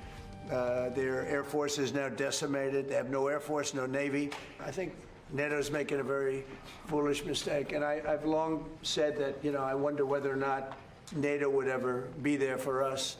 So this was a great test, because we don't need them, but they should have been there. The president also pointing out that the U.S. supplied hundreds of billions of dollars for aid in Ukraine in its war against Russia, but yet Europe has failed to provide a single minesweeper in the conflict with Iran. Guys, back to you. Thanks so much, Steve. Meanwhile, just to build on what he was saying, so far France has said, yeah, we'll join after the conflict is over. We don't need you then. Thanks. So the president is, according to Lindsey Graham, he's never seen him angrier than when this all came down, when Japan and all these others said, yeah, we're not going to be doing that. Now, in their defense, they'd say, we needed to run up to this, where you're hitting us now. But you need to run up. For intelligence reasons, we decided not to tell you. But having said that, the number one threat over the last 40 years has been here. You get all your oil from there. You're seeing this take place, how you're all going to benefit from this. And now you could say, hey, it's going to take me a few days to get my destroyers fitted in order to do that. I understand that. But to just say no, the Strait of Hormuz, look, we could pull out of there. We get 3% of our oil from there. You know who can't afford that? Japan, the rest of Europe. Our allies in the region. How much? Japan gets 95%. 90%. Yeah. It's also important to know. Flying Frog of Death 9616. The sentiment in America, people are not happy with the gas prices going up. A lot of Iranians are happy that Trump did what he did in Iran. Surprisingly, I was surprised at that. I'm still trying to understand the situations. I don't know if there's too much we can do, but I think there's a big plan that we don't know about, obviously, yet. But how does outside of America view America now after the war has started? I'm curious about that, and what are your thoughts on it? And everybody in the chat. That it didn't start this way. At first, the president put the pressure on these nations. Just let us refuel at the back. Do you like football? Who's your team in England? European football. That's where it started. And when they denied that, it ticked him off. And he was like, okay, will you at least help us with the war? Are you gonna you don't want any involvement, no public support at all. So now he's using this as more as a litmus test. I mean, look at the operations on the ground. The Israelis and the United States government, we really don't need the help. We have been destroying them. But now this has become a test to these countries that often get financial support from us. And we don't want to forget the troops. That's we do right. support the people that are out there fighting for our country. Meanwhile, join Fox in supporting our troops from daily needs to global emergencies. Help us be there for those who serve. You can scan the QR code right there on your screen, or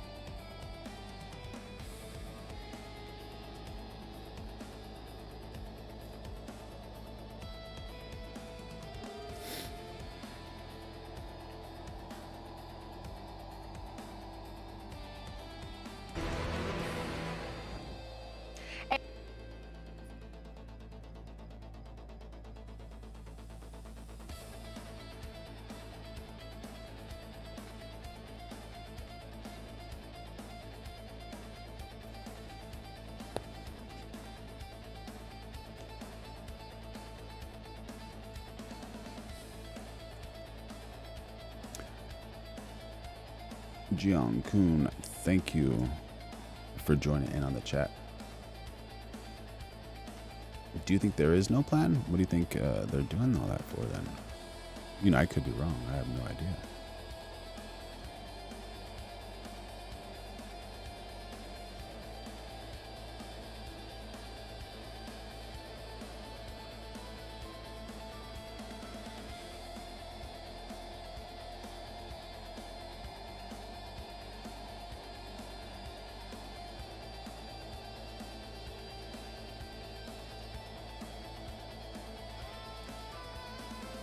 Do you think Trump was right to bomb?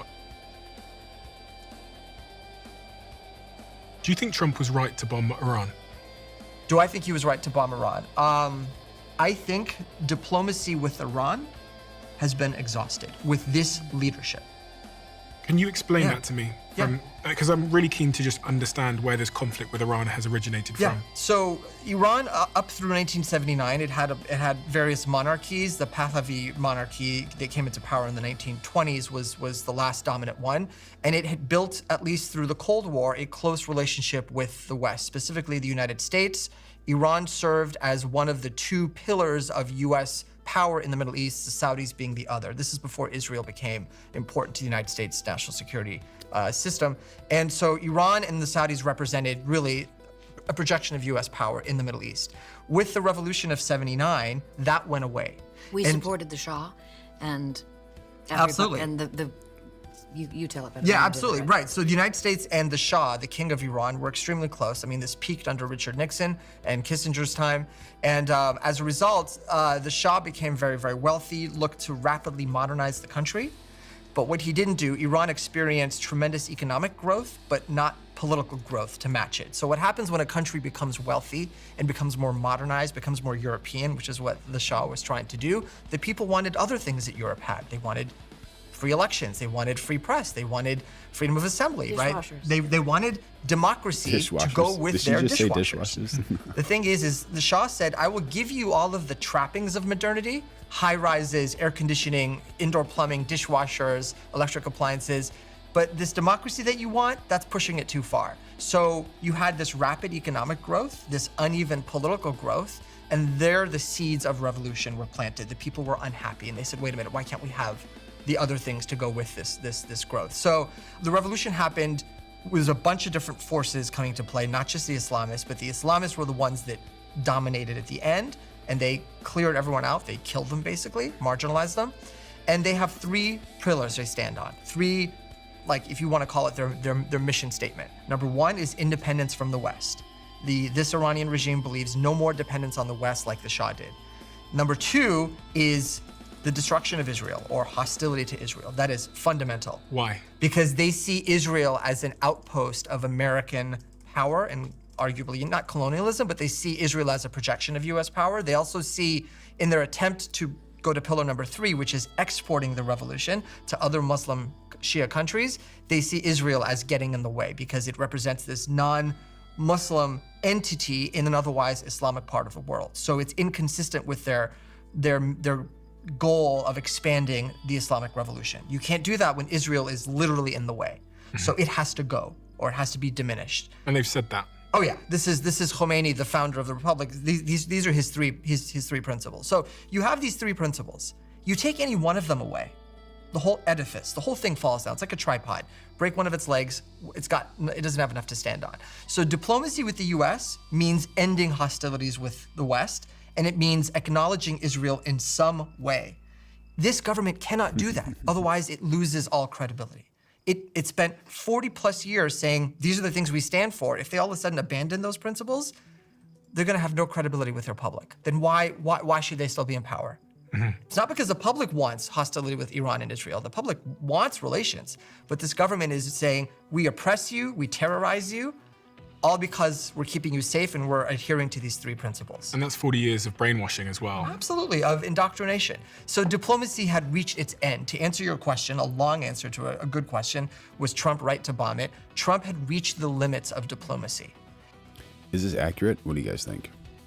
And with Iran being a nuclear threshold state, and with Israel after the 2023 Hamas attacks realizing it could no longer tolerate this degree of a threshold Iran, the time to act, the pressure was there. So I think and the opportunity, because of the way it had weakened the defense systems, the proxies. Their true proxies, Hezbollah and Hamas. Right, so I think there was a window of opportunity, and Iran simply was not going to abandon its nuclear program on its own. Diplomacy was not going to get us there. They don't want to. It gives them too much leverage. And it's never going to abandon its nuclear program. Yeah. I've learned to not say never anymore But with a regime change, I think that's a different story. But in the existing regime, the regime will keep itself in power. That's my point about that's the analogy to North Korea. We all kind of agree on is that, their perception is if we have a nuclear weapon, then the West really can't mess with us. And you mentioned something else I liked. You said that, I think when you were saying if in the role of the DNI or the president, you get information you were wrong, okay, you have to reassess. If you haven't discovered your natural-born spy skills, then somebody else might be using theirs against you. CIA teaches us that there are only three to help them to get to his clip dissonance is when against you. Our leaders, and this goes back to sort of the topic of this book I'm working on, our male leaders especially suffer from cognitive dissonance, right? Cognitive dissonance is when... Yeah, what would happen if someone got kicked in the gonads? How would they feel? You have a set of beliefs and you get information that is inconsistent with your beliefs. That makes all humans incredibly uncomfortable, all right? What do you do with that? Well, there's multiple ways that we psychologically try to neutralize that. One of them is you change your view. You say, you know what, I was wrong. This is the correct way to see things. Most people won't do that. That's embarrassing. Most men won't do that. Most men in positions of power absolutely won't do that. If they admit that they're... Ooh, I think I'm starting to see Frodo's Balagan's point of view do whatever they can just to avoid going and getting drafted. Wrong? Then what does that say, right? So instead, they double down, they reinforce, they become stubborn, and they end up then, in order to justify that, have to act aggressively. So we suffer from basically men in positions I'm right problem. Exactly, right? I told you so. Exactly, I told you so. Exactly. Yeah. So you have to reinforce your false belief, because if you don't, it means you were wrong. Yeah. And if you're Donald Trump, if you're Khamenei, if you're Benjamin Netanyahu and you were wrong, how bad does that look? You're out. Your credibility is gone in this culture that we're in, right? So that leads to the other problem, the cognitive dissonance that these world leaders can't seem to handle. Do you think we were right to strike Iran? I think that we did the right thing at the wrong time. and I will say that because the President of the United States is the President of the United States. He's earned the seat. Well said, Joshua Tiff. We wanted him there. We voted for it. He gets to do whatever he wants. But considering the politics between Israel and Iran at the time, considering the, at the very least, inconsistent intelligence that we have about the actual status of the weapons that Iran was developing, and then the political position inside the United States being where it was with failed tariffs, being where it was with an inability to negotiate peace in Gaza, an inability to negotiate peace in Ukraine, where it was, if it was the right thing to do, we certainly seem to have done it prematurely along with preemptively. When would have been a better time? And I'm not a proponent of war. I'm just wondering, there is never a good time. When would have been a better time? I mean, if you want to speak like a parent, then you're right. There's never a good time, right? But first of all, I think a limited bombing run, that's... Backwoods Hillbilly, thank you for joining in on the chat. Hey, if you were born a boy, guess what? You're a boy. But here is the real kicker. If you were born a girl, you're a girl. Or you're just restarted without maybe a letter. That's not how you eradicate. That's not how you totally obliterate a country's nuclear capability. You have to commit to either multiple bombing runs, you have to coordinate attacks. And in this particular instance, Israel made an offer to the United States. It said, hey, we would like for you to come in and use your bunker buster bomb, this technology that only you have. But if you don't, we have other options. I would have loved to have been like, let's see those other options. Let's see how far you can take this on your own, because you're the one, Israel, that has an existential threat from Iran. You're the one who's dealing with and had phenomenal success with the proxies in your area, in your region.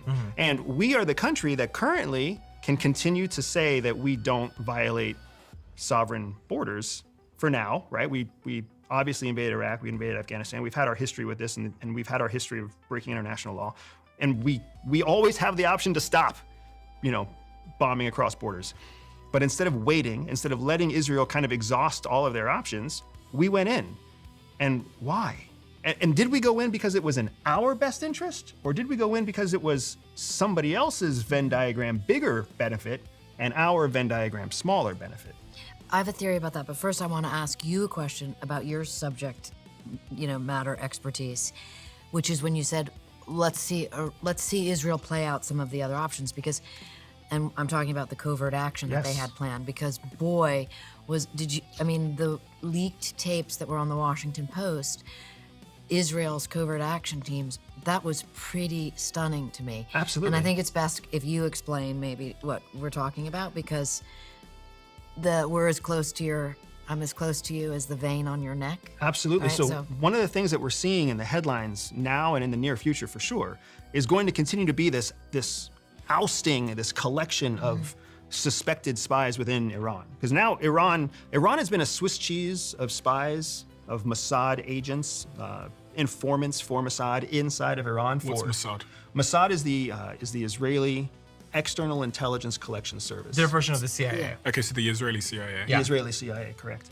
One of the major differences between Mossad and CIA is that Mossad is essentially exclusively focused on one major enemy to Israel, and that's Iran. So almost 100% of their effort goes into protecting against this one existential threat, where the United States CIA is collecting on everybody, right?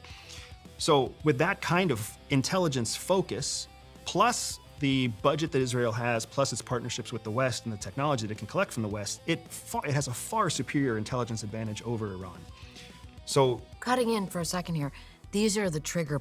We're talking about what we were talking about earlier with ground bread. These are trigger pullers. These are covert action operators that go in and kill people. We have multiple types of infiltrations inside Israel or inside Iran, but to the point that she's making, the covert action arm of Mossad inside Iran is massive. That's how they were able to go across borders and launch drones. They're finding now thousands of prefabricated drones inside Tehran that were being built by assets of Mossad that were being controlled by AI within Tehran, so that Israel could essentially, at a press of a button, fly hundreds of homemade drones built inside the capital of Iran, like fabricated inside Iran. So by Iranians. By Iranians. Yeah. So the level of deception and sort of paranoia that comes with all of this territory is shocking and stunning and...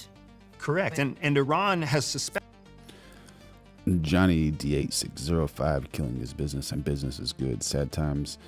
Yeah, unfortunately, it would be amazing if they could somehow make a business with making the world a better place in some way. Diane9824, thank you for joining in on the chat. Suspected this for a long time, has known that it exists, but maybe never to what extent, because it wasn't a imminent threat. It wasn't an imminent concern. And then it became one with this run, with this series of activities against Iran. I was reading about the pages the other day. I had no idea. I'd kind of seen something on my feed, but I thought I'd research it. And essentially, Israel had managed to get the Iranian forces to wear pages that they had manufactured with bombs inside them, and then they exploded all the pages. I mean, even more impressive than that, they didn't get anybody to wear a page. They found the model and type of pager, they found the supply chain, they found the fabricator for that, and then they infiltrated the fabricator to make sure that they input those explosive devices into the same make and model that was going to end up in the hands of Hezbollah. And then that was in Lebanon, by the way. Oh yeah, that was, okay. Lebanon, yeah. But yeah. that's a proxy army of Iran. The other thing I want to point out is Western intelligence, the CIA especially, completely missed 1979. It's one of its biggest failures in the modern era. The United States and other Western agencies, even Israel, are notoriously ineffective when it comes to, I think, fully understanding what's happening in Iran. What the Israelis accomplished with their Mossad agents is remarkable, but in terms of the sentiment, the mood on the street, and the people's appetite for this group or that entity, for whatever reason, maybe you can shed light on this. I am trying to understand why the United States has such a poor history of understanding, going all the way back to the 53 coup is a classic case. Yeah. Even MI6 doesn't get it right. How is it that they're so bad at this there, but they can seem to do it everywhere else? You can't expect any intelligence organization, you can't expect any professional intelligence organization to be right 100% of the time. Intelligence this is something that people often misunderstand, right? Intelligence isn't when you know something to be true. When you know something to be true, it's a fact.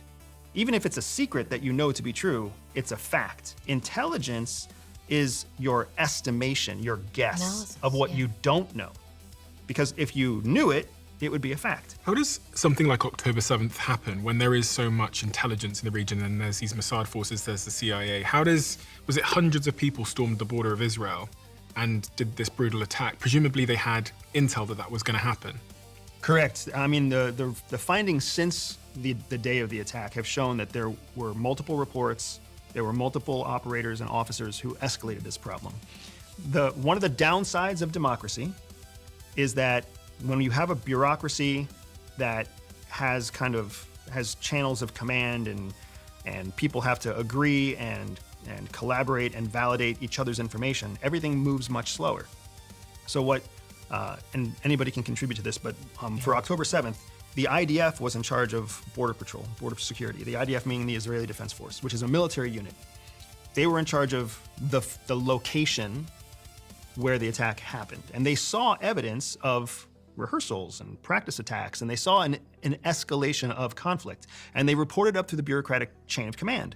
But somewhere in that chain of command, somebody saw it differently. Yeah, exactly. And then Shin Bet, which is essentially the FBI equivalent in Israel. Internal security. Security, never got the complete accurate memo from IDF. And then Mossad's information on what may or may not be happening was obviously never part of the finished intelligence that did make it up to the policymakers. So there was evidence that was only really identified post-fact, which is exactly what happened with 9/11 too. There was information that was only identified after the fact. And I think it's also the good old cliche, hindsight is 20/20. Applies in all of these situations, whether it's Pearl Harbor or 9/11. I mean, intelligence failures are what change the trajectory of history.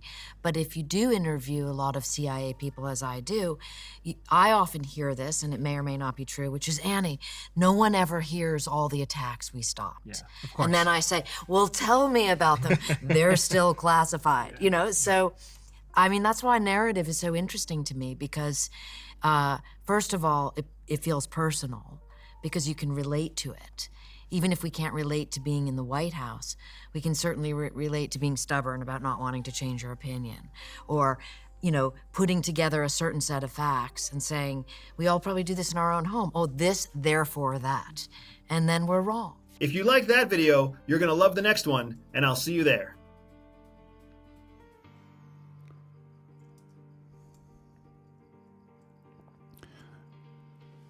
When do you guys think there's gonna be peace?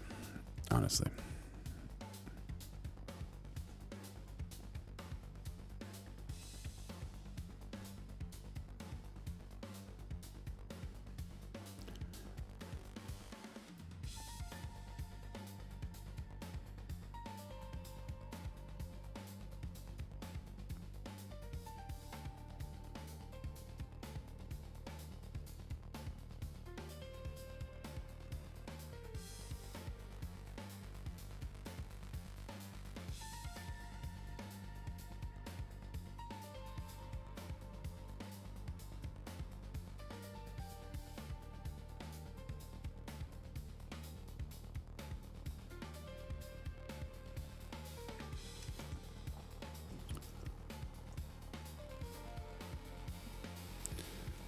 Imagine if this guy's mentality was the one that's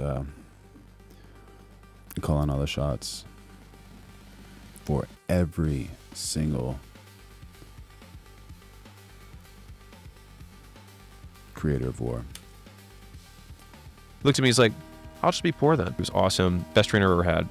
And I promoted him to manager. And with that pay raise, he went from something in the neighborhood of like $25,000 a year as a trainer, paid by session, to getting a salary of like $45,000 a year, which for me was a ton of money at the time when I was paying somebody else. And he did it for 6 months, crushed it, did an amazing job. He said, hey man, can I talk to you after work today? And I was like, yeah, sure, man, what's up? Like you're doing great, whatever.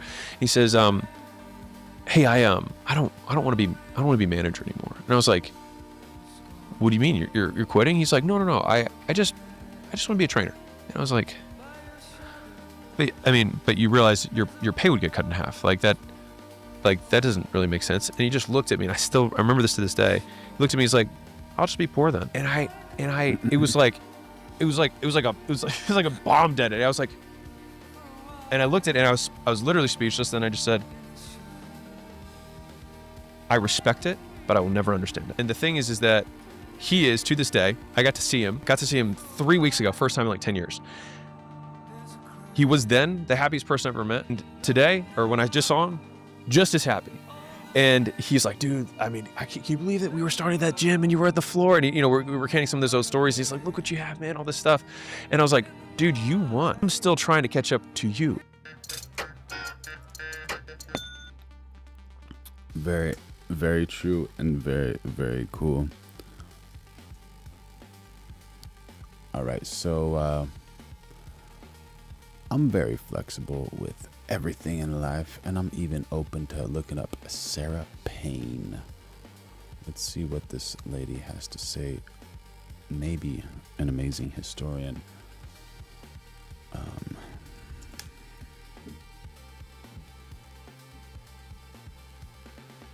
The loser, if they have a nuclear weapon, is going to fling it before they lose, and that'll be the end of all of us. You won't be worried about global warming. It'll be climate change, but it'll be called nuclear winter. So would you say that we are at the precipice of the Third World War? In the era of precision nuclear strike, the United States is never going to be given 3 years to get its act together. The nuclear weapons will fly long before then. Europe needs to be prepared for that eventuality and what they're going to do. And there may be a silver lining in this cloud for Europe. Not for the United States. It's all negative. Professor Payne. We're going live every single day of 2026, so make sure y'all like, subscribe, and turn on notifications, because we're having this amazing dialogue. Should we prepare for a U.S. military takeover of Greenland? If the United States does that, what a mess. It would take Greenland very rapidly, and then it would destroy its alliance system forever. I think you would want to make that as costly an event as possible for the United States to do that. It is so profoundly against U.S. interests to do this. It's horrifying that we're even thinking about it, and that I place squarely on the current administration that is irresponsibly jeopardizing U.S. national security by blowing the alliance system that has protected us so well. In World War II, this one's from about a month ago. Is that one from 6 days ago even better? Is her bike parked outside? The United States took a long time to get its act together. It wasn't until 1943. Yo, Mrs. Payne, is that your bike outside? I just want to know. That all the production came on board so that there's actually enough. Yeah, we want a lot of fun over here. Make sure y'all like, subscribe, and turn on notifications so we can have more fun. Equipment to do things. In the era of precision nuclear strike, the United States is never going to be given 3 years to get its act together. The nuclear weapons will fly long before then. And you can go, great, we'll do nukes on other people. Okay. As the Tom Lehrer song goes, we'll all go down together when we go all suffused in an incandescent glow. Yeah, great. That's not called good strategy.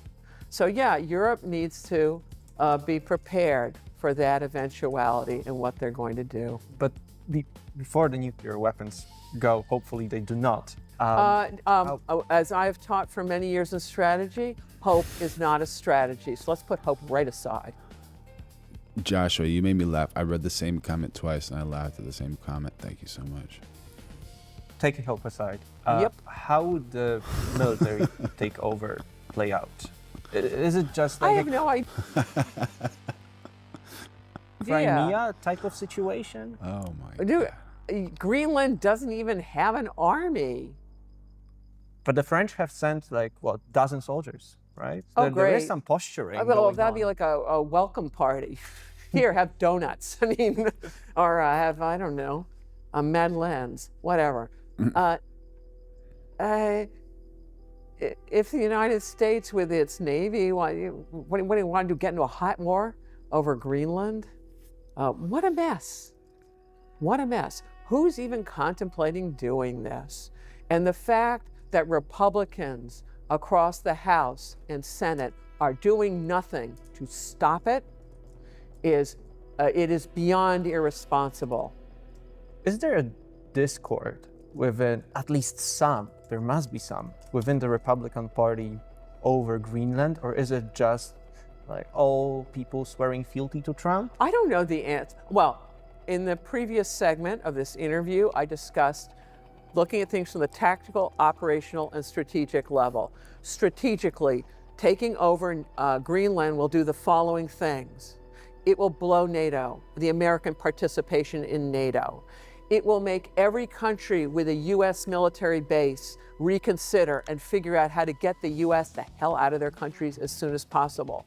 In addition to what we've done in Venezuela, it will unify countries across the third world to minimize the U.S. presence. Fourthly, it will incentivize people across the globe to boycott American products. And that doesn't require any government action whatsoever. That is consumers buying stuff. That is the minimum of what will happen. That is beyond stupid. Why do that? Greenland is cooperating on all manner of defense issues. Why would you do this? It is one of them. It would be an absolutely pivotal error. There would be no going back for the United States. It would have incinerated absolutely last bit of every bit of soft power and a good deal of its hard power. And All right, for all the Republicans out there, mute it. This is for the Democrats only. New septum core banger. Here's the thing. I don't want impeachment. I don't want them to serve time. I want them taken into the city town square, hung from their ankles, and not that from my country. Not that from my country. How is it this good? Oh my God! Is this like a new music genre? It's called Karen Core. New septum. in addition to All right, you trying can to wipe unmute out it. You its can unmute it. scientific expertise right now by just indiscriminately canceling grants without thinking about it more carefully. This is all about slash and burn, about destroying things. For instance, it is really important to understand the ease at which you can destroy things versus the difficulty of creating things. So if you ever have children, they'll spend hours making a sandcastle, and then some angry kid will kick it, and in one moment the sandcastle is gone. So there's that asymmetry. So currently, the current administration is busy destroying things. So people think at the tactical level, look, they've destroyed things, they've done. Okay, I found that one from 4 days ago.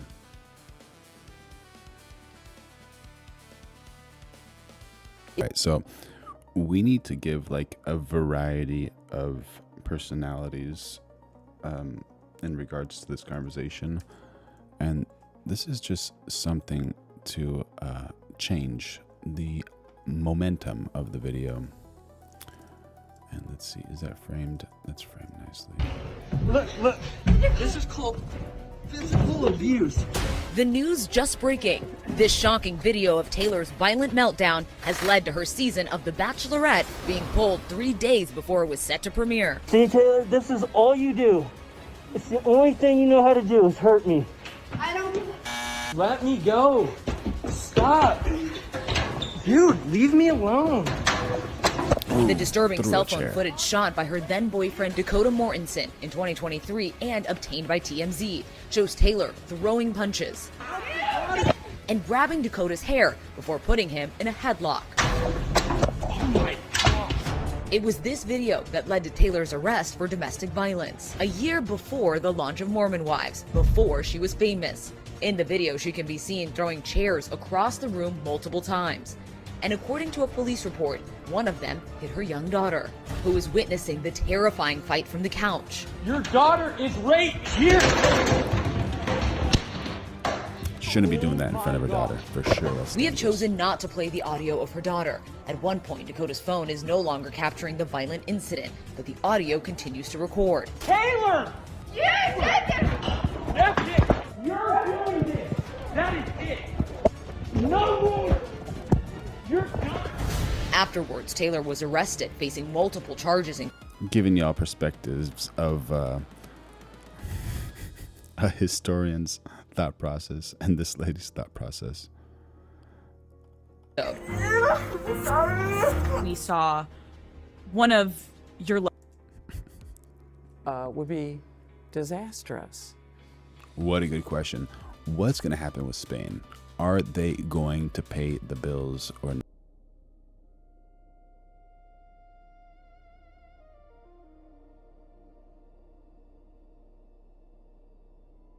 Thank you, Flying Frogo of Death 9616. Did you see what you just started over here, man? Do we need to change the Sarah Payne video? Can we still watch this? She has so many fingers, which is a good thing.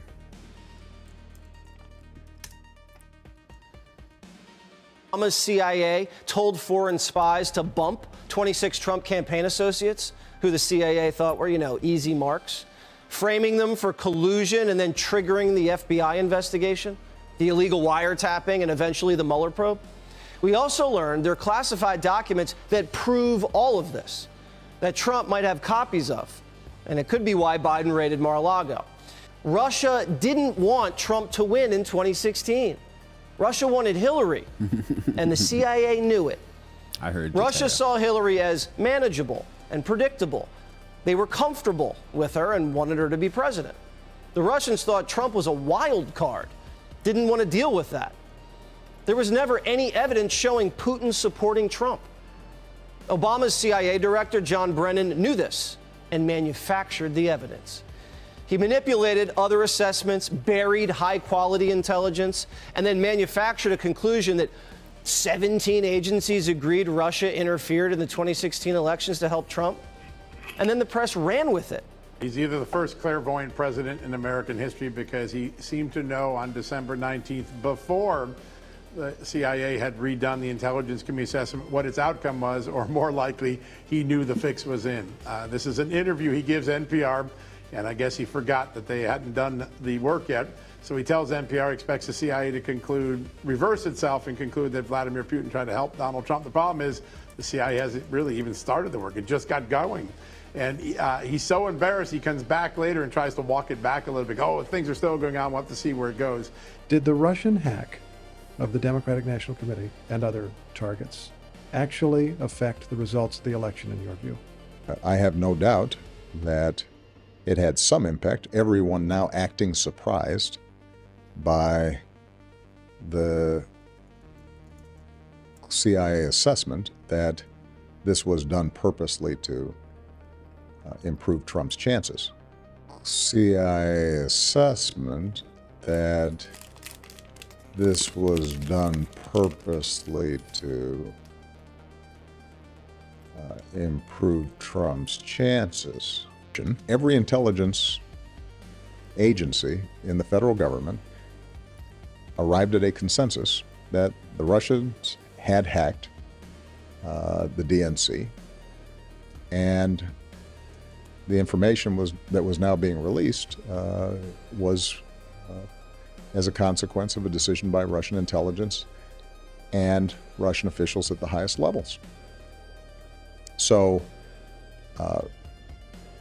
what the CIA is now assessing, which was it was done purposefully to tilt the election in the direction of a particular candidate, shouldn't be a surprise to anybody, and in fact isn't a surprise to anybody. You had something you wanted to add? When we're discussing the issue of the Russia hack, I think it is worth noting that when it comes to the motivations of the Russians, that there are still a whole range of assessments taking place among the agencies. And so when I receive a final report, we'll be able to, I think, give us a comprehensive and best guess as to those motivations. Any ideas of all of the great things that Barack Obama did for USA?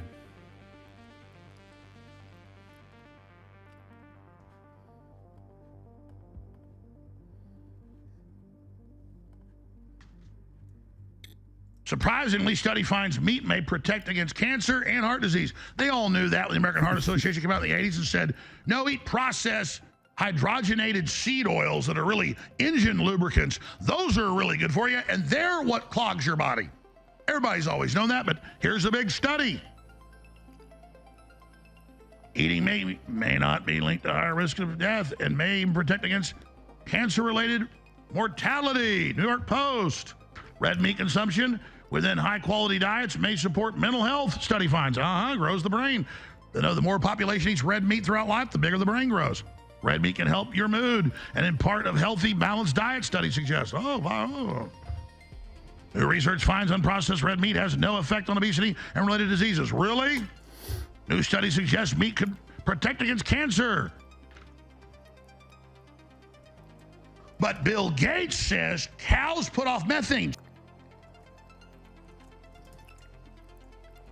What are your thoughts on Mr. Alex Jones and eating meat? I gotta agree with him with the seed oils and those types of things. I heard just so many bad things about that.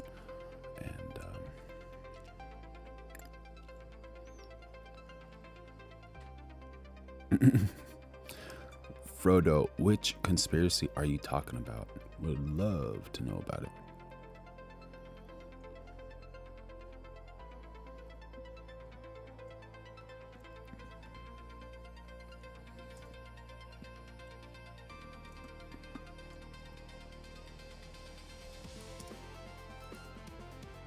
This 10 years ago when I first endorsed Trump, he wrote a book about it, Clinton and their war on women, that Trump first dropped the dime to the Palm Beach police and got him indicted. So all that new news that's been released in the last tranche of Epstein files a few weeks ago, that's old news. It was Trump that was the informant. And then Michael Wolff, who is number 3 in the files, the most mentioned, the most emails, dirty Democrat operative, he is in there over the last 8-9 years, constantly with Epstein. And they made recordings together that have come out. Like, how do we set Trump up? He's like, he never took massages, he never came to the house, we can't get him. I know he's the one that dropped the dime on me. G. Yeah. So what's crazy is, that's why I was saying, like, Trump's not involved. Trump dropped the dime. But it wasn't until, and then Trump, until 2 years ago, was like, yeah, release it all. Then they come to him when he's president-elect, they go, sir, he exposed this 10 years ago when I first endorsed Trump. He wrote a book about it.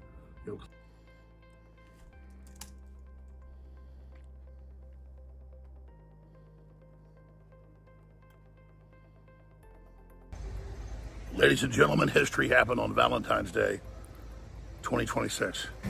They released the other half of the files, and Congressman Burchett and others have said it is insanely more satanic and devastating than even what we saw previously. Just going through the files today, it's Epstein talking to Woody Allen about grinding up bones of people, eating human bodies, how great his diet is. I mean, that's what these people are into, folks. All the medical experiments that's coming out about aborting babies to harvest them, what I told you years ago they were doing, I was the first to break it. This is so massive, and they just released the list of anybody prominently mentioned by Epstein. There is no actual client list that we know of, and so it's there. And of course, there's even more documents out there in different courts and places, and Trump's battling in federal court to have that released. Democrats are trying to block it in federal court. The different grand jury testimony information was brought out. I have talked about how Trump joined the cover-up obliquely and how it's been wrong. They believe it would crash the stock market. Trump didn't have any idea what was in there and the full extent of it. Now he sees that it fully exonerates him. He's ordered everything released. This is the pressure we put on him. This is so historic, and it shows the power of the people. But the deep state is in full panic mode. God knows what they're about to stage. Will they hit the power grid with a cyber attack? Will they launch?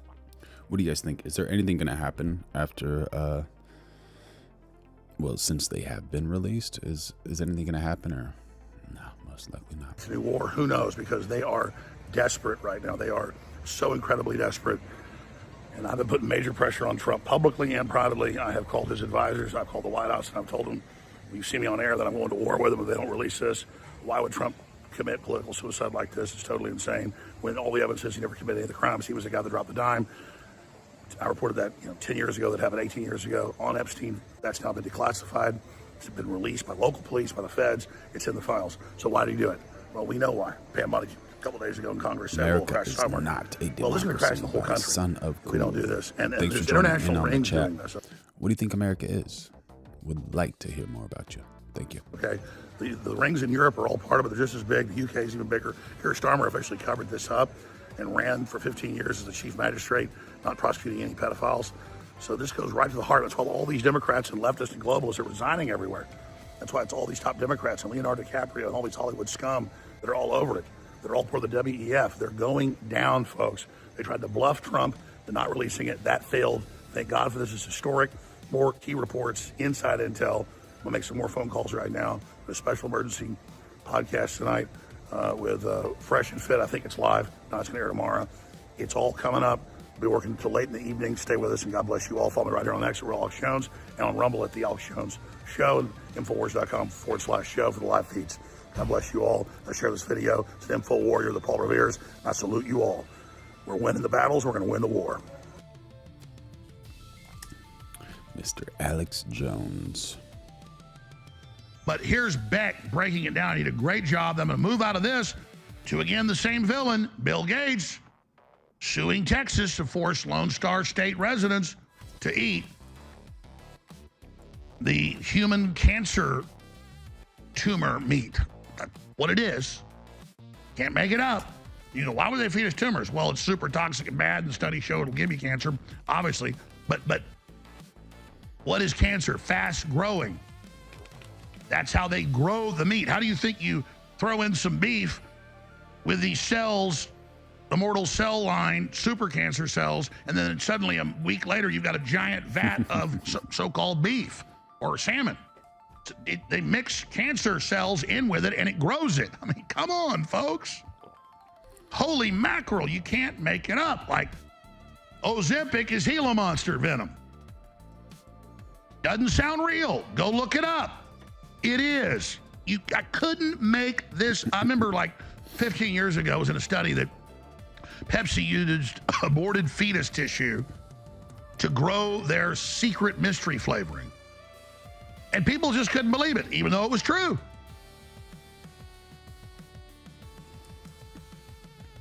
You know, in the old days, you took some bacteria of a certain type, mixed it in with milk and churned it and salt, and you'd make cheese.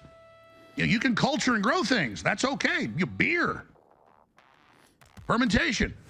This is This is growing in fermentation with cancer cells. Tars 26. That's coming up. Thanks for joining in on the chat. Tumors are great with bacon and cheese. Oh my God. We're going live every day of 2026. Make sure y'all like, subscribe, and turn on notifications. And do you think this is actually ever going to happen, or is this just an AI situation happening right here? And should this happen?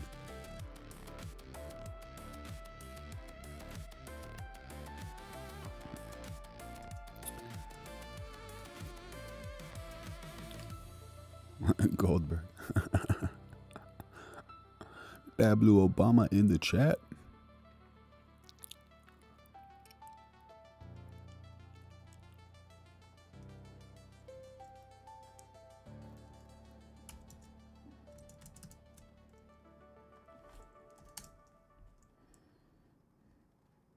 And he's exposing. Waleed, how you doing, buddy? Good to see ya. What the hell? And he's exposing Jeffrey Epstein and the CIA. Hell, last week he put out tweets about the CIA at war with America. God almighty. Jones sold out retweeting that. God, I apologize to all of you. I'm sorry. Frodo Blaggins, do you think that's going to happen? Because what we just discovered yesterday was every single person who is related to the JFK assassination is no longer currently living, but they're still not releasing anything. And Trump said, if you knew what was in there, you would not release those documents either. Any thoughts on that? I sold out. I tried to stop the pedophile rings, the giant Muslim kidnapping rings. I'm sorry. I kissed Elon Musk's ass. We're so close to getting the globalists. I want their throat. I want victory. And now you can see it. And you guys think you're going to harass Elon Musk and push him off of supporting Trump and divide Trump and Elon? You're not. We have already beaten your ass. Oh, let's continue. What the? 3:35 a.m. How you doing, I'll be Drone? What are you up to, brother? Thank you for joining in on the chat. Zoned Out Entertainment 4778 right now. He looks off. Talking about Alex Jones? Waleed, they killed JFK because he wants a silver-backed currency just like Lincoln. Little Heartaches, yeah, welcome to the chat. Make sure y'all like, subscribe, and turn on notifications because we're going live every single day of 2026, and Alex Jones is just an incredible human being. Okay, we celebrate. All right. Okay, you got Hey, where's Chris? Where's Chris when you need him? Yeah, our producer We are loves. celebrating the fact that we forced the White House to release this shit, and their New World Order is burning the fuck down. Hey, man. Here's the fucking the New World Order. Yeah. You motherfuckers thought you'd stop me? You're losing your ass right now, bitch. This is the real Alex Fuck Jones. you, Rothschild. Alex, you are a Wangaf. I love you. You are the GOAT. Thank you for always giving Nick a platform when no one else would. What's a Wangaf? Oh, white ass nigga going hard as fuck. Right. Let's do this. I'm a human nigger going hard as fuck. There you go. Are all these new cancer cures real or Because I'm all about everybody. Yeah. Let me tell you, black, brown, white, everybody. We are hard ass humans going hard as fuck. Yeah, that works. He says, are all these new cancer cures real or psyop? Yeah, I'll be drawn. That JFK thing is so wild, and there's so much info. And what they actually said is it became an industry. So they're selling books, they're selling T-shirts, they're selling movies.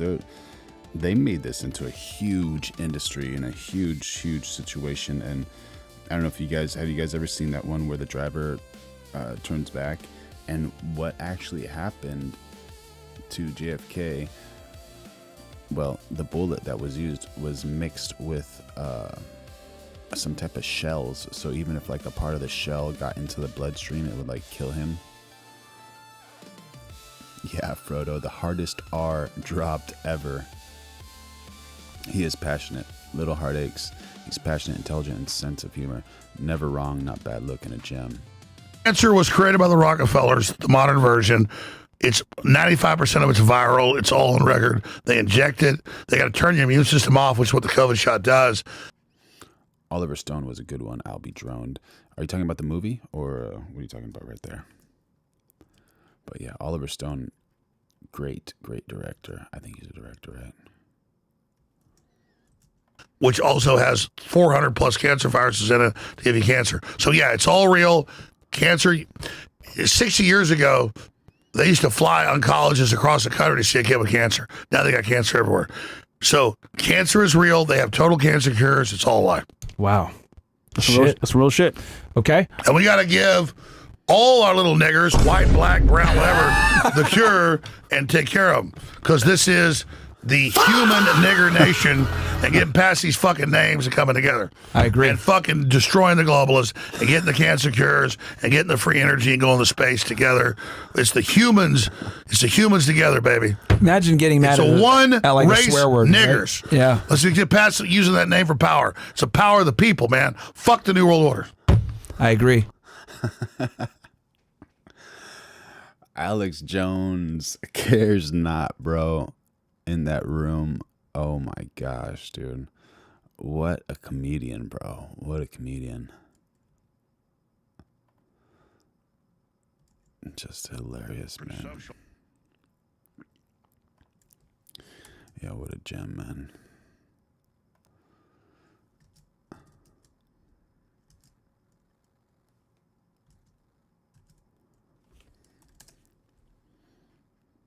Social.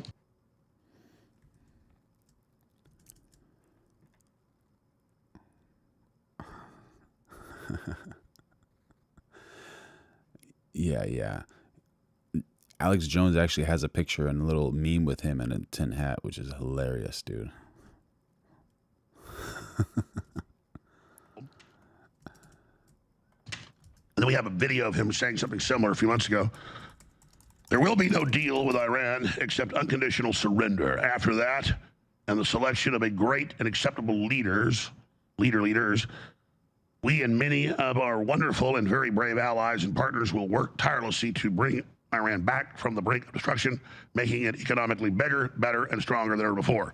Iran will have a great future.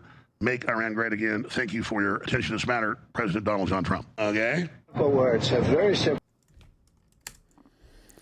There we go. We got Alex Jones in a tinfoil hat. I'll just make this a little bit bigger so y'all can see. The man himself in a tinfoil hat. Unconditional surrender. That means I've had it. Okay, I've had it. I give up. No more. Then we go blow up all the all the nuclear stuff that's all over the place.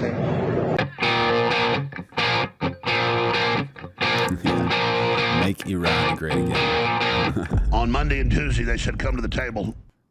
And the Iranians said, nope, no negotiations. Watch this.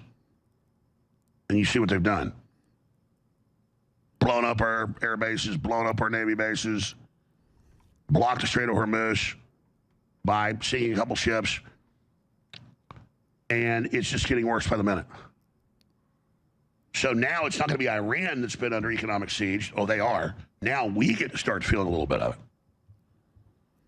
And then now Trump's advisors, as I said, are like, sir, this will actually derail the economic plan. Oh, really? Why did the Pentagon need to tell him that in the last few weeks?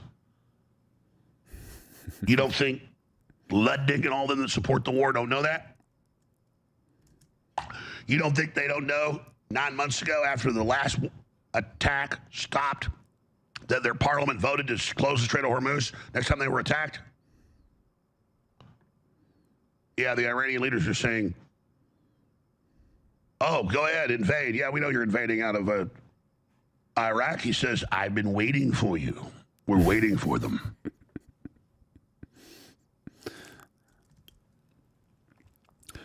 Bruce Kensington dropping in on the chat and making people laugh, dude. Thank you, bro. Thank you. We're going live every day at 2026. Make sure y'all like, subscribe, and turn on those notifications. Not good. So here's Trump saying total surrender, and then here is some of the wildest, ineffective gaslighting ever from the Speaker of the House, Mike Johnson. Here it is. Words are very simple. Unconditional surrender. That means I've had it. Okay, I've had it. I give up.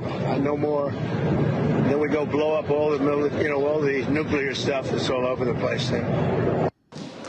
Well, we just had an important series of votes on the House floor. As you know, the War Powers Resolution failed. That is the right result. We are not at war. We have no intention of being at war. The President and the Department of Defense have made this very clear. The Department of War has made it very clear. This is a limited operation. It's an operation that's limited in its scope and duration. It has a very clear mission, and that mission is nearly accomplished by all estimates.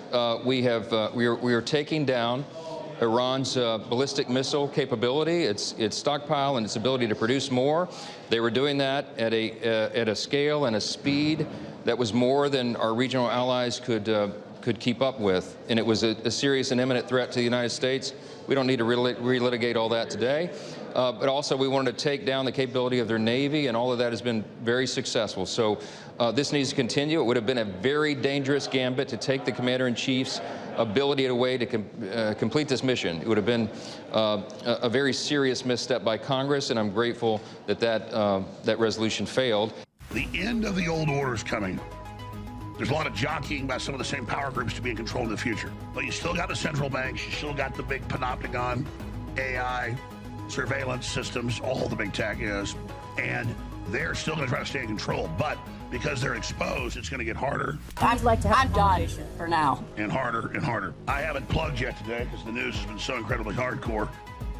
But the products really are amazing, and that's how we fund our operations, so I need your support. We have a flash weekend sale today through Monday, March 9th, 50% off methylene blue capsules. It's the very same high-quality methylene blue that's in the tincture. 50% off that when you buy ultramethylene blue. Have you guys ever tried that ultra methylene blue? I've heard some really good things about it, but I don't know. I haven't tried it personally, but I heard some amazing things about it.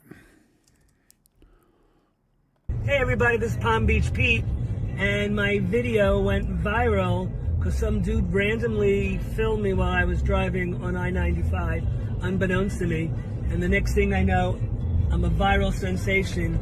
I had my phone down for about 4 hours, and I didn't know my phone was blowing up with all these comments from that video, so I got a lot of traction.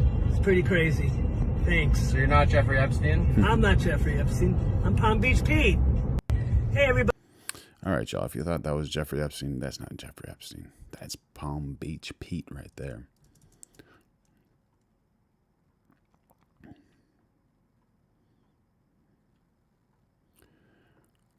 What do you guys think? You think Mr. Island Man is still around, or no? Not really.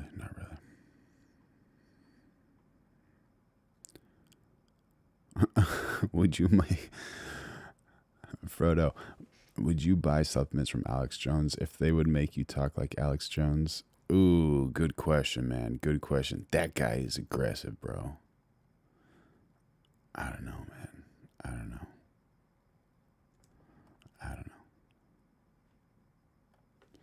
Would my voice be able to come back to the way it normally is, or is it just going to stay like Alex Jones' voice?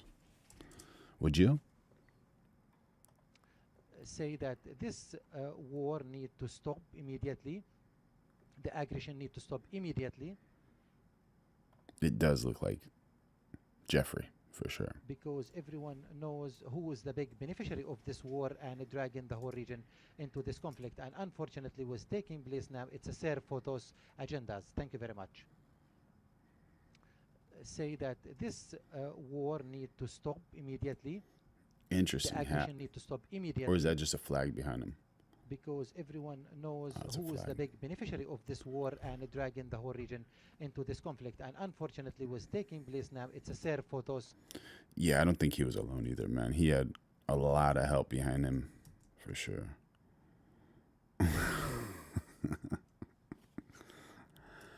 Yeah, Macho Man.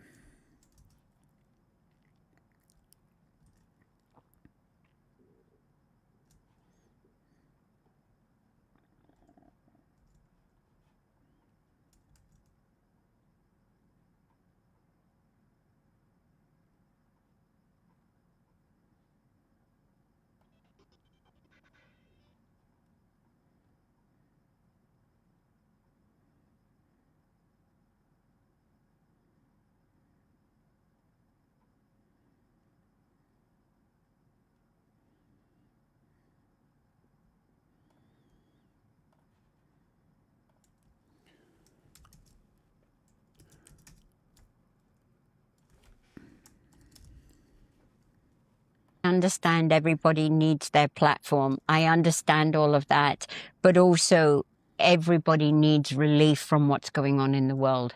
Everybody needs that Escape for a minute. Escape. escape, escape. And the thing is, it's like, I understand that people get really emotional about things politically. So when they are on TV knowing that there's 15, 16 million people in this country alone watching, they want to use that platform to show everybody how emotional they personally are about a situation. And I get it, but they've also got to get that Joe Public needs a break. Yeah. You know, save it for your own podcast like we're doing. But then it is for them a huge platform to get across the way they're feeling emotionally about politics. But it's not always about you. No. You know, you have to understand that those millions of people that are watching are up to here with fear, with everything. I understand. Yeah, absolutely. What do you guys take on those musicians trying to get all political and those types of things? Ozempic face in full effect. Yeah, she's wrinkleless, man. What is she doing, man? The dog shit in the floor, Rip Ozzy. Yeah, man. May his soul rest in peace, Ozzy Osbourne. Sweet dude. Oh, what happened to my thing? Oh, here it is. It's back.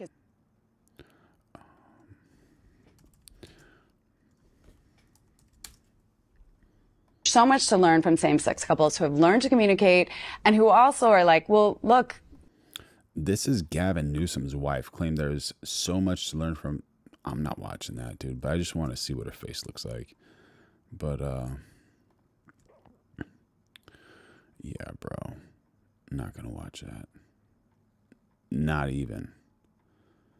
Not even.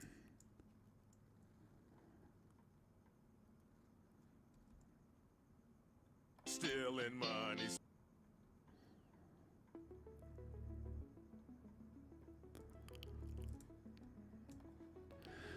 So wild how all of these things change so often. All right, y'all. We're gonna have to close this off with a little Harry Kane.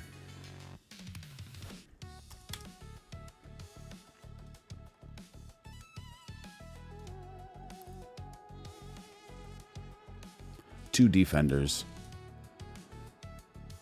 not getting that.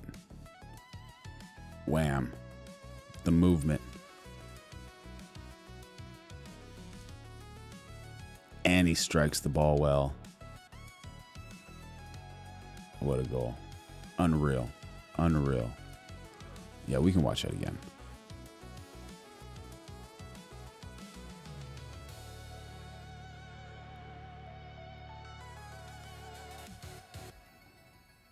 Who would have ever thought about pulling that move off in front of two world-class defenders and just striking top left corner? Oh my goodness. How is Ozzy dead yet Keith Richards is still alive? That's a good question, man. Very good question. People were asking that for a while. Gavin Tallarico would be the dream ticket for Dems in 2028. I don't doubt it. I'll take your word for it. All right, y'all, we're going live every single day at 20:26. So make sure you like, subscribe, turn on those notifications. And as always, I love you. The Lord loves you. Your family loves you. And all your friends love you. Keep following me